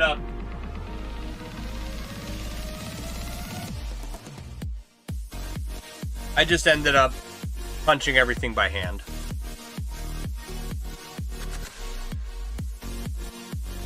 Make a slot guide that holds the leather in a bridge and holds the leather down while the prongs are pulled out. Yeah, I mean, you can invest in all the tools you want to. And if this was a project that needed more precision, I would invest more money into getting it right. But it's a leather cover to protect the gas tank from the chainmail metal, right? So it's going to be covered already, and I've barely managed to scrape together a semblance of a cover. And so, like, what it ends up looking like is just going to be what it ends up looking like, because I'm not that great at leatherwork, and it would take me a really long time to do better. So I'm going to go with the best that I can. And then the result is all going to get covered up by chainmail anyway. And the chainmail I can do, and I can make that look good. And the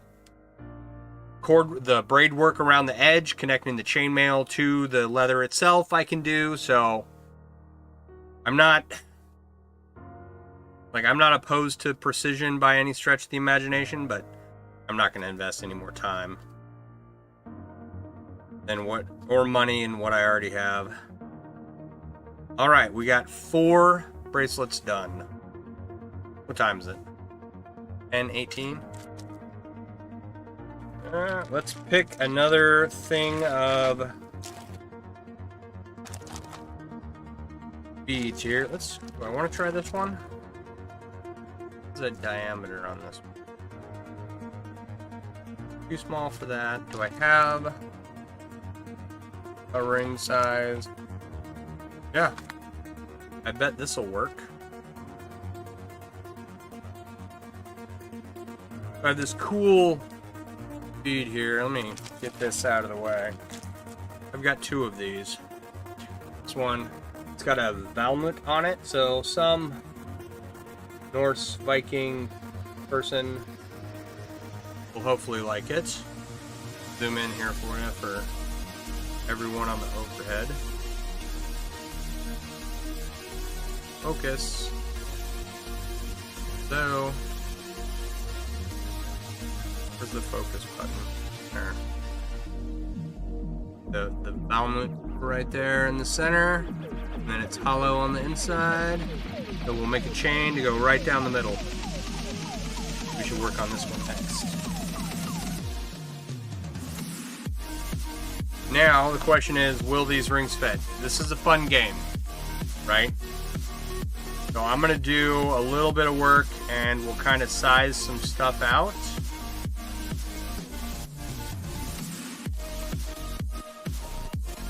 What don't I need?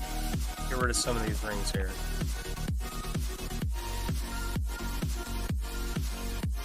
So, yeah, as far as leather tools go, they make all kinds of stuff where you can just really get precise with it. And I will invest more money in my leather tools as I go along. But I don't do enough leather work, to be honest, to where I need that precision. Like I don't like leather work, if I'm being totally honest. And the reason is because I'm not naturally good at it. I've gotten good at making chainmail because I've been doing it for 30 years. I'm not even that good, right? Like, I'm okay. I know a lot of weaves, and I've made some cool stuff, and, you know, no one can tell me I suck at it. There's plenty of people out there who are better than me, right? And I'm not naturally gifted at leatherwork, largely because I haven't invested the time necessary to become good at it. And so, I made a bunch of guitar straps with chainmail and leather recently. And even in just that little exposure, my leatherwork significantly improved from previous attempted projects. So now I have other leather projects that I want to try. Eventually, maybe I'll be good at it.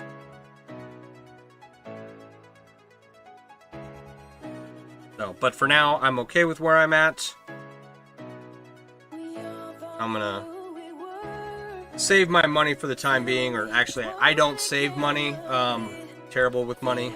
I spend all my money on rings and tools and cool lights. I did spend a bunch of money on this cool light behind me. It is a very cool light. Once you hit 1mm stitches, your leatherwork will match your mail work that is over a million rings. Yeah.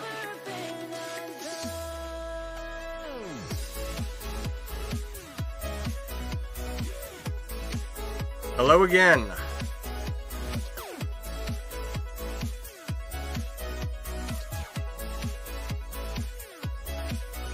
So,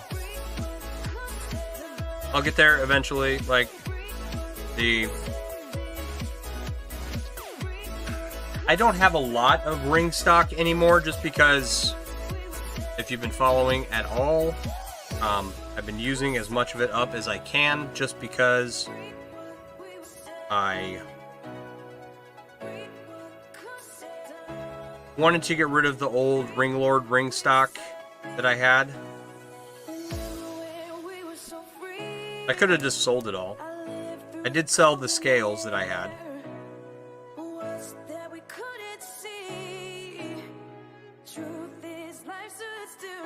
I wasn't opposed to selling a bunch of it. The problem was, like, I had a bunch of half projects laying around that needed to be finished. And so I used up as many rings as I could, and that led me into rings I hadn't done anything with. I was like, alright, let me make something out of those, and it resulted in some neat items that were made. Yo, and my pliers there, ring. Like, knocked it right out of the pliers with my clumsy fingers. So I don't have a lot of ring stock, and that's the story of why. But I do have, like, a lot of tools specific to chainmail.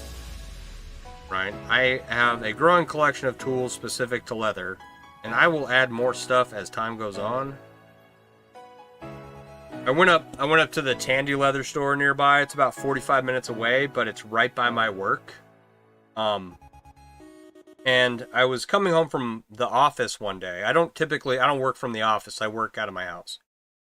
And I was coming home from the office from a meeting we'd had, and I stopped by the Tandy store and I talked to the people there, and I was like, I don't come up here very often because I'm never in this area, right? Well, guess what? I was there in that area like 10 more times that same month. So each time, I didn't stop by at the Tandy each time, but I probably stopped by 3 or 4 times. I think I only had to make like 2 trips to get to Tandy. Louie, how you doing? What's going on, buddy? Where I had to go out of my way to drive to Tandy. And you get in there and you're like, oh, I'm not going to buy nothing. I'm not going to buy nothing. And next thing you know, you're pulling up to the counter with hides and punches and stamps and dies and kinds of stuff. I will get more stuff eventually. Just like I will get more tools to work with chainmail with. Oh, disaster strikes. Damn it. Okay, so what's gonna work? That didn't work. Do I have enough of this to make this work? I might. These are slightly smaller.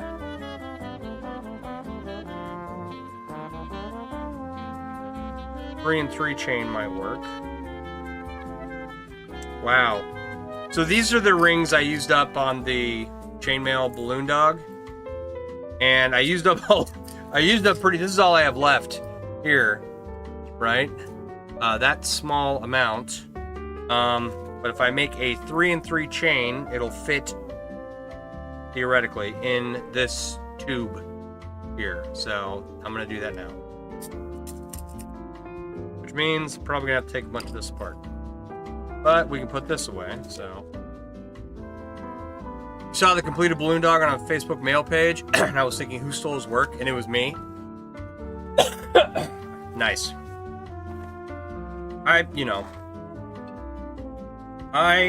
can only hope to have my work stolen. That's the sign you've truly made it, right? When other people are taking credit for work you've done.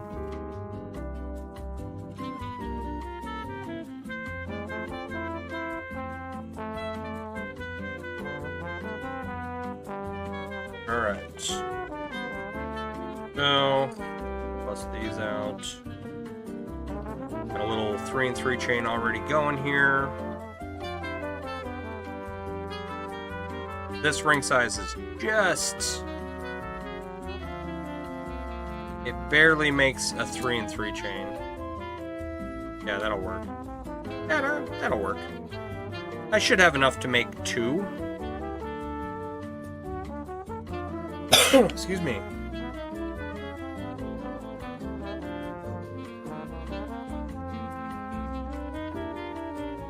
All this talking.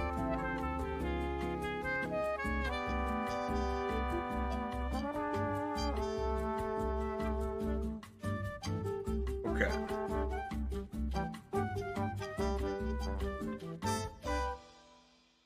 Yep, I posted my little chainmail balloon dog to the Facebook community pages. Here.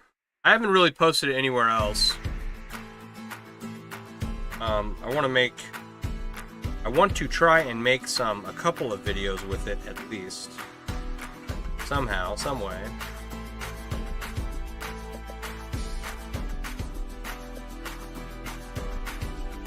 That'll be fun.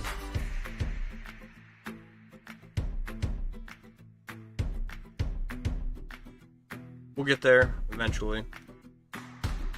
I'm not great at content creation. I wish I was better. It's like my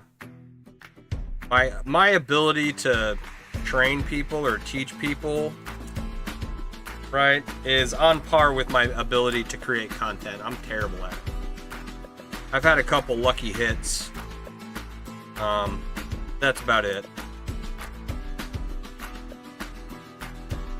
I have no natural inclination to... Alright, the count is 8. This is like the 4th time. Right.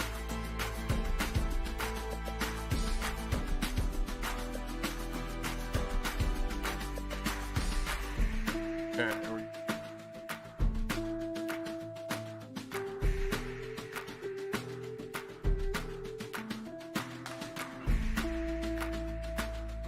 Okay. What was I saying? Sorry, I just had to mute someone.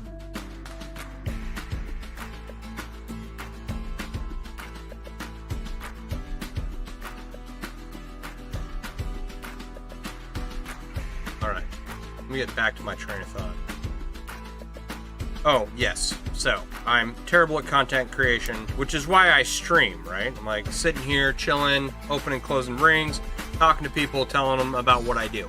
It's been much more effective, slow growth, but much more effective at creating relationships with other people and interacting with other people than like an advertising campaign with visuals or video made by me, right? I don't know.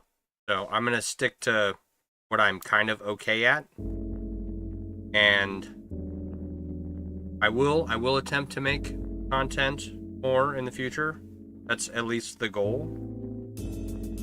There's kind of like a tier of priorities, right? And making videos and visuals and storyboards and whatnot is really far down the list.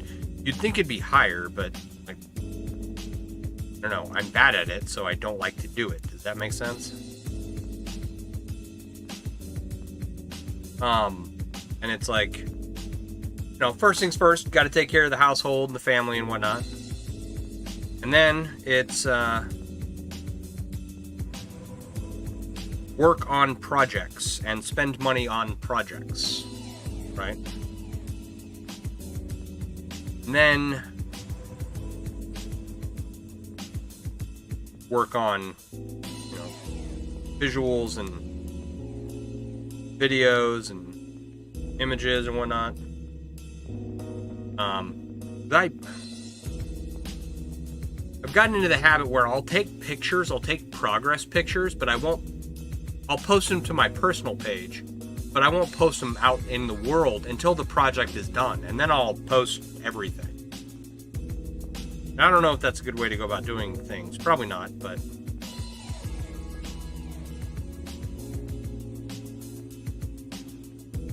I need a light box. I don't want to make one, I just want to buy one. They're not that expensive. Just hasn't been a priority. And then I need to take photographs of everything I've done with my new phone, and upload it to everywhere, because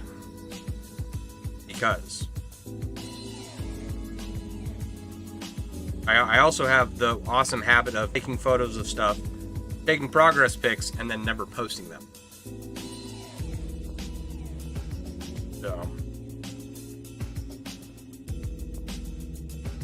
you'll get the content I give you and you'll like it. No, I'm just kidding. I should post more.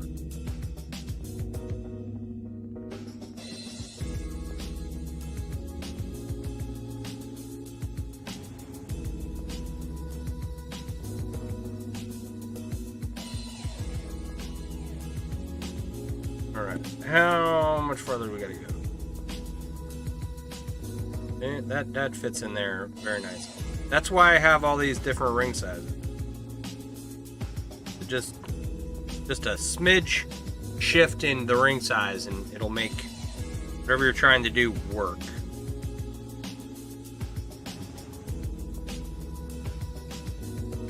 It's eventually I will have on hand or have the ability to make all of these myself in-house. That is something I do want to be able to do here. Because cost materials is going up. You know? Gotta find a more effective way to make stuff. More cost-effective way. We'll get there eventually.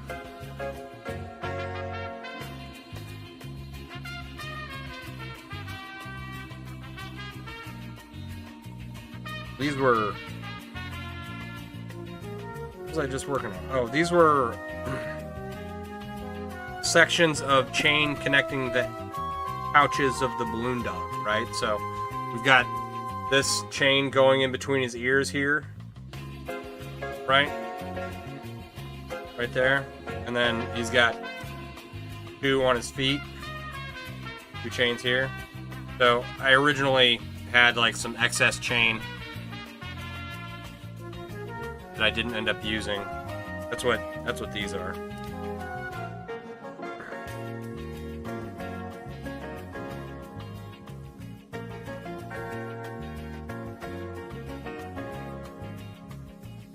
You want to get it where it just connects to outside the bead.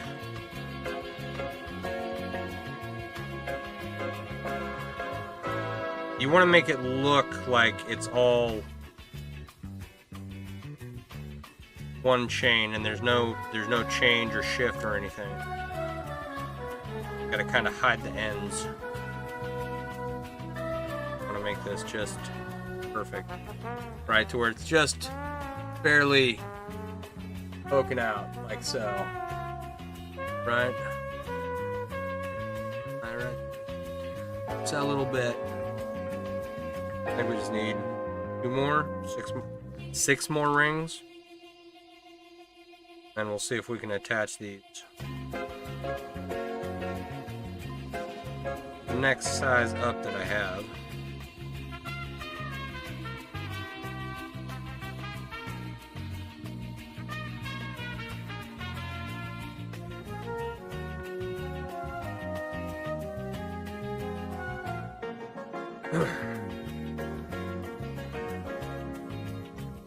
Things coming up. I'm gonna have a really busy Monday. I don't know if I'm gonna be able to stream at all.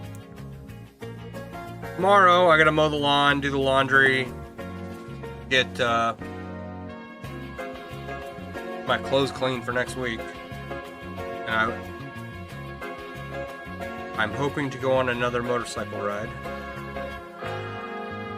I might have to wear my jacket tomorrow.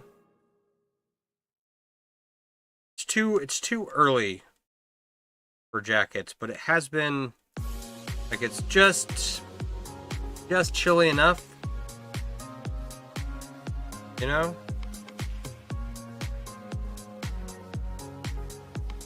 Like September hit and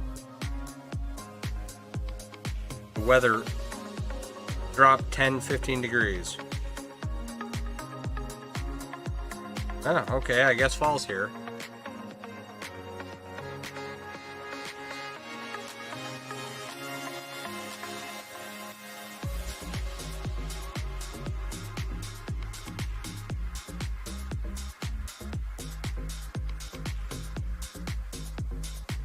So I gotta do all that tomorrow. I'm gonna try and stream tomorrow night. A couple more hours in. Every little bit. Oops. Perfect. I want it to... It pokes out of both sides just a little bit. Alright.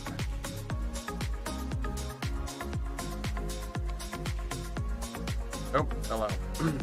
Now, let's see if we can get it to stay. Oh, my son must be on his VR because I hear him screaming like a lunatic.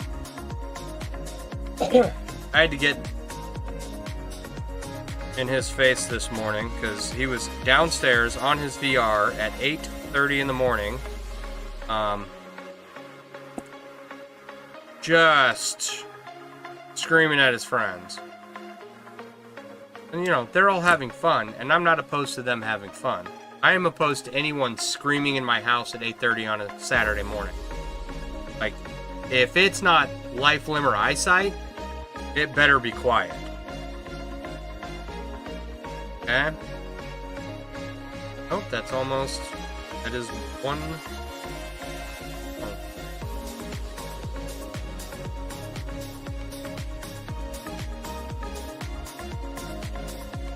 So, I was like, he knows better than to sit there and be screaming like a lunatic. So I sent him to his room, and I told him he couldn't come back out. No, actually, I sent him to his room, and I went to go get ready for work. I get all dressed and ready to go, and I come out, and he's in his room, screaming like a lunatic. This kid is taking his VR upstairs. I was like, oh, no. No, Dad did not say go to your room and play VR. Dad said go to your room. Stop playing VR. You're done.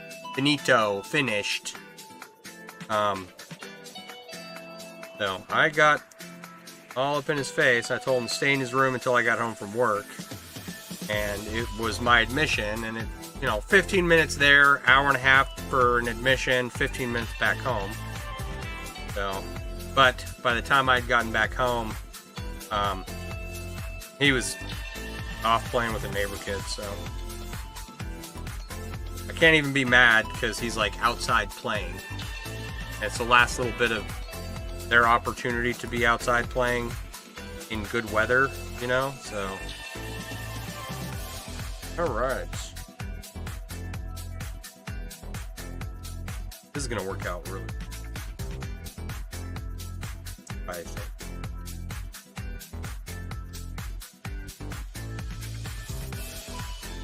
I'll have to remember that I need this ring size if I order this style of bead again. Alright. These 19 gauge, 19 1/28ths of an inch diameter.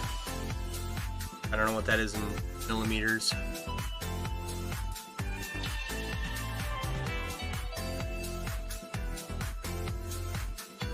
And I'll have to order another bag. And then if I don't use it, I'll just make another balloon dog, I guess. Which is tempting. But if you've been... I explained earlier, I want to make a balloon dog that the legs and the body and the head and everything connect using... I would like to try really large...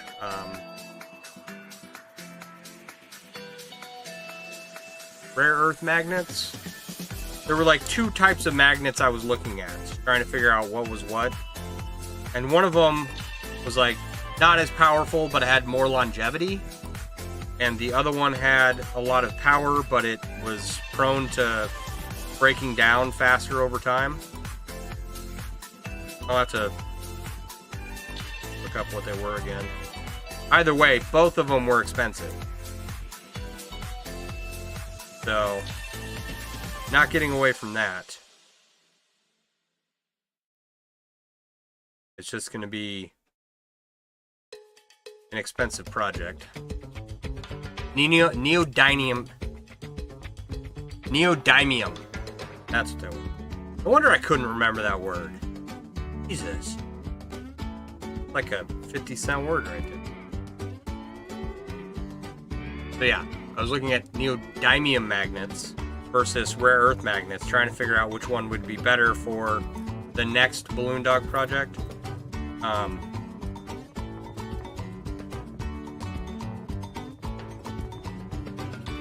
And I don't remember which one I settled on. Uh-oh. Ruh-roh. That's too tight.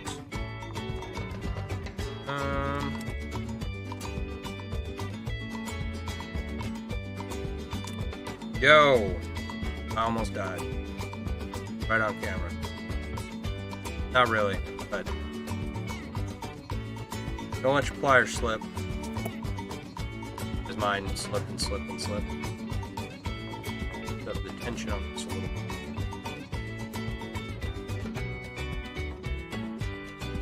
Let's take this side apart. Apparently, we did need those 3 rings I took out a minute ago. Or? No, I can't do that. Okay. Which is, it won't look as good, but it'll be fine. Okay, it lasts about 10 years before the coating and magnet started breaking down. You had a rare earth magnet in the back of your hand. 10 years. That seems... Is that low for a magnet?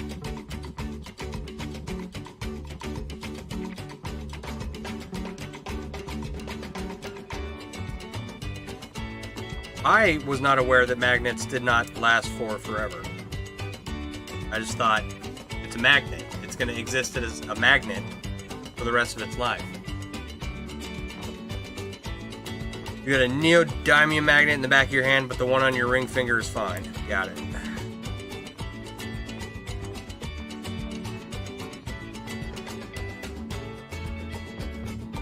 Rare earth it is. I think that was what I had determined to be the right magnet for this project.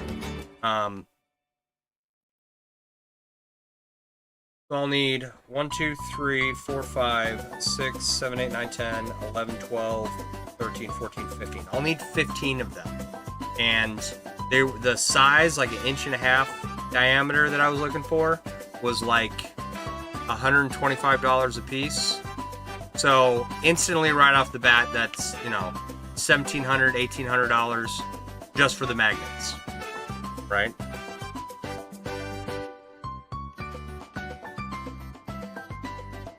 So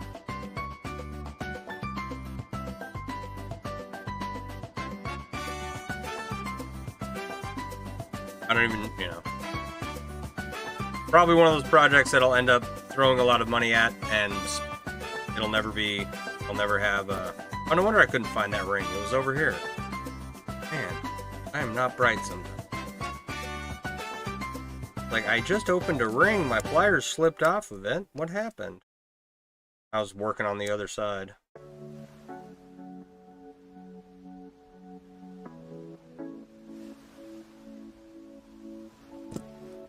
So, anyway, maybe if I just, you know, get a lot of money back at tax time, I can try that little project out. We'll see. You did eventually finish the banner? I did eventually finish the banner, despite what it cost and money I put into it. And this balloon dog, right? Like, yes, buying a dog carrier for my motorcycle to carry a balloon dog around on a chainmail covered motorcycle is, you know, like a joke that only I'll ever get, you know? And buying a display where it's a miniature style dog crate so that I can display the chainmail balloon dog in a dog crate with a food bowl and his name stamped on it. Using that as the display and putting, you know, buying like a relatively expensive crate, not like a generic one from Fleet Farm. Not that I have anything against Fleet Farm. Ow, I know. My poor nose. Alright. What do we think? Got those little pieces in there. There's the back of it. I think it looks okay. Alright. There's the chain going through the center. Right there. And it, you know, so if you're wearing it, like, you won't even feel the chain. Not really. That's cool. I like it. I like this style. Yeah, so spending a lot of money on a fancy dog crate so that I can display the already overly expensive balloon dog. Like, I think that's a good use of my money. I should probably like invest it in stuff, but pay off my debts, you know, but who the hell wants to do that? We'll throw these back in here. I do have enough for, I do have one more of these beads, so I will make one more of these. And I have like just enough rings to do that, so. Times it, 1050. Throw a couple more rings on here.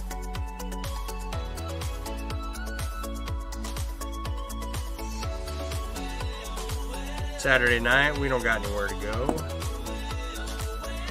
Actually, that's not true. I do have. Alright, gotta get a good night's sleep because of all the stuff I said I have to get done tomorrow. I can't just, like, sleep the day away. I can't sleep the day away anyway. I'm so much of an old man now. I do the whole, you know, go to bed early, get up early, and then by, you know, 1 or 2 o'clock in the afternoon, I'm taking a nap.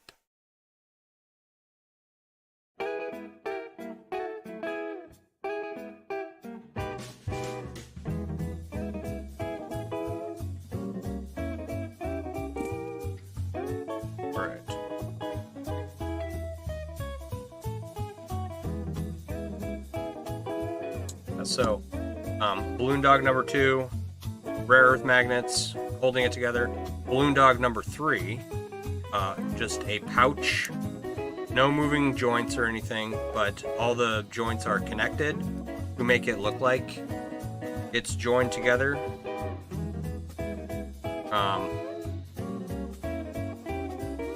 We'll get to those eventually, and the pouch version I'm hoping will allow me to use, like, I'll make a pattern for that.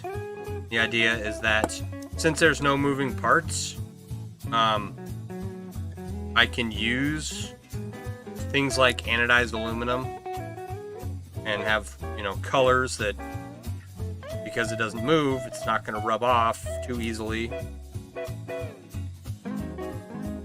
I don't know. Lots of fun ideas, not enough time in the world to make them all.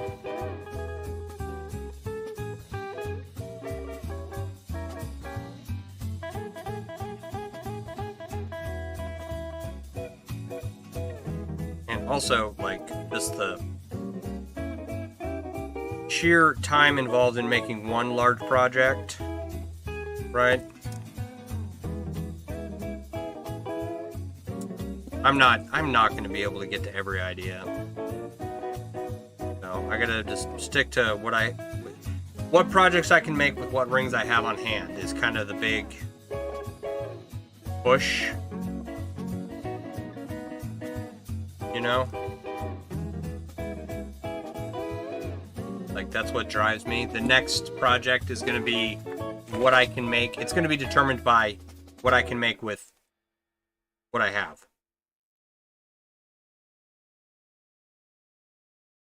Then eventually get other projects funded.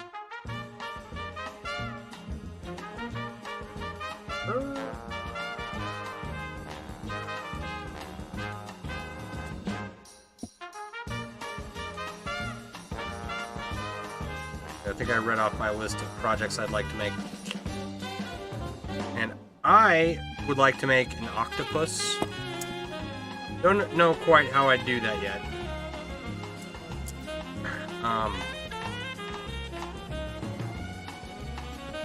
But an octopus sculpture I think would be cool. And then I went looking at octopus chandeliers. I have a chandelier in my dining room, and it needs to be replaced because it's ugly. It's like I've got one of the boob lights in the mud room in my house.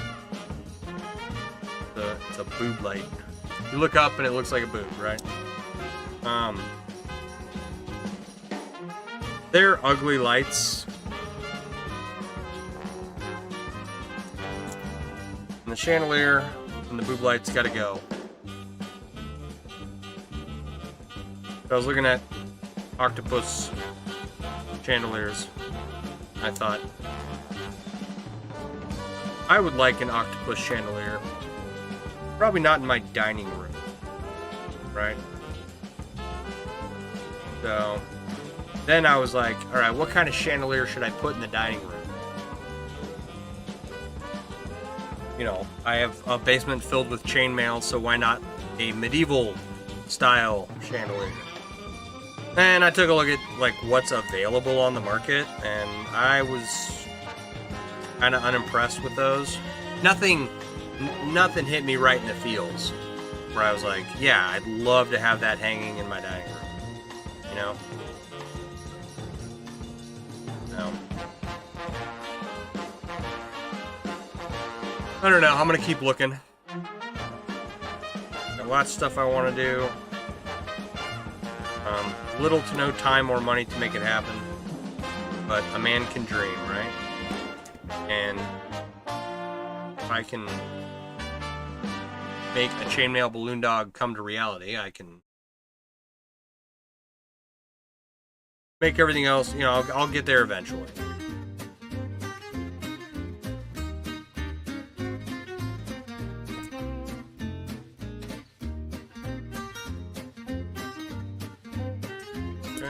How far along?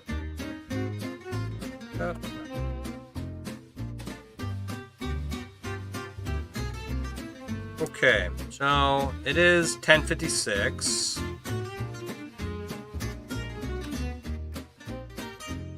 Alright, I've made 2.5 bracelets tonight. Well, 3 total, right? Half of one of these, this full one, and then all of this, right? Which is more than we got done last night. Last night we made a poo sculpture, right? For the balloon dog.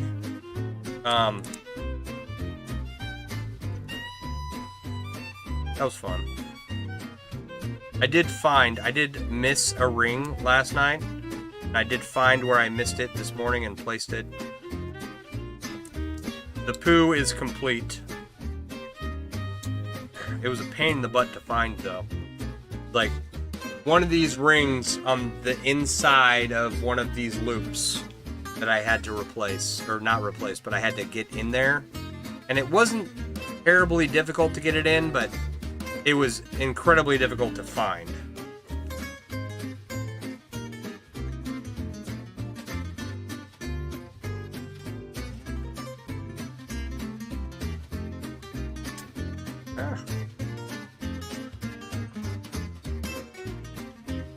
Okay. I think that's about as far as we're going to get tonight. It is 11 o'clock. Got 4 of... I guess this is like 22. With these 2 beads. I didn't plan on counting that, but... 4.5 bracelets so far of the original 20 I was going to make.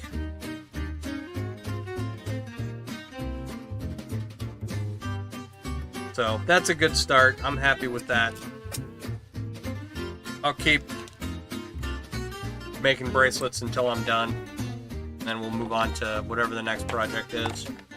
If you know someone who wants a chainmail bracelet, please let them know that we're going to have some available here pretty soon.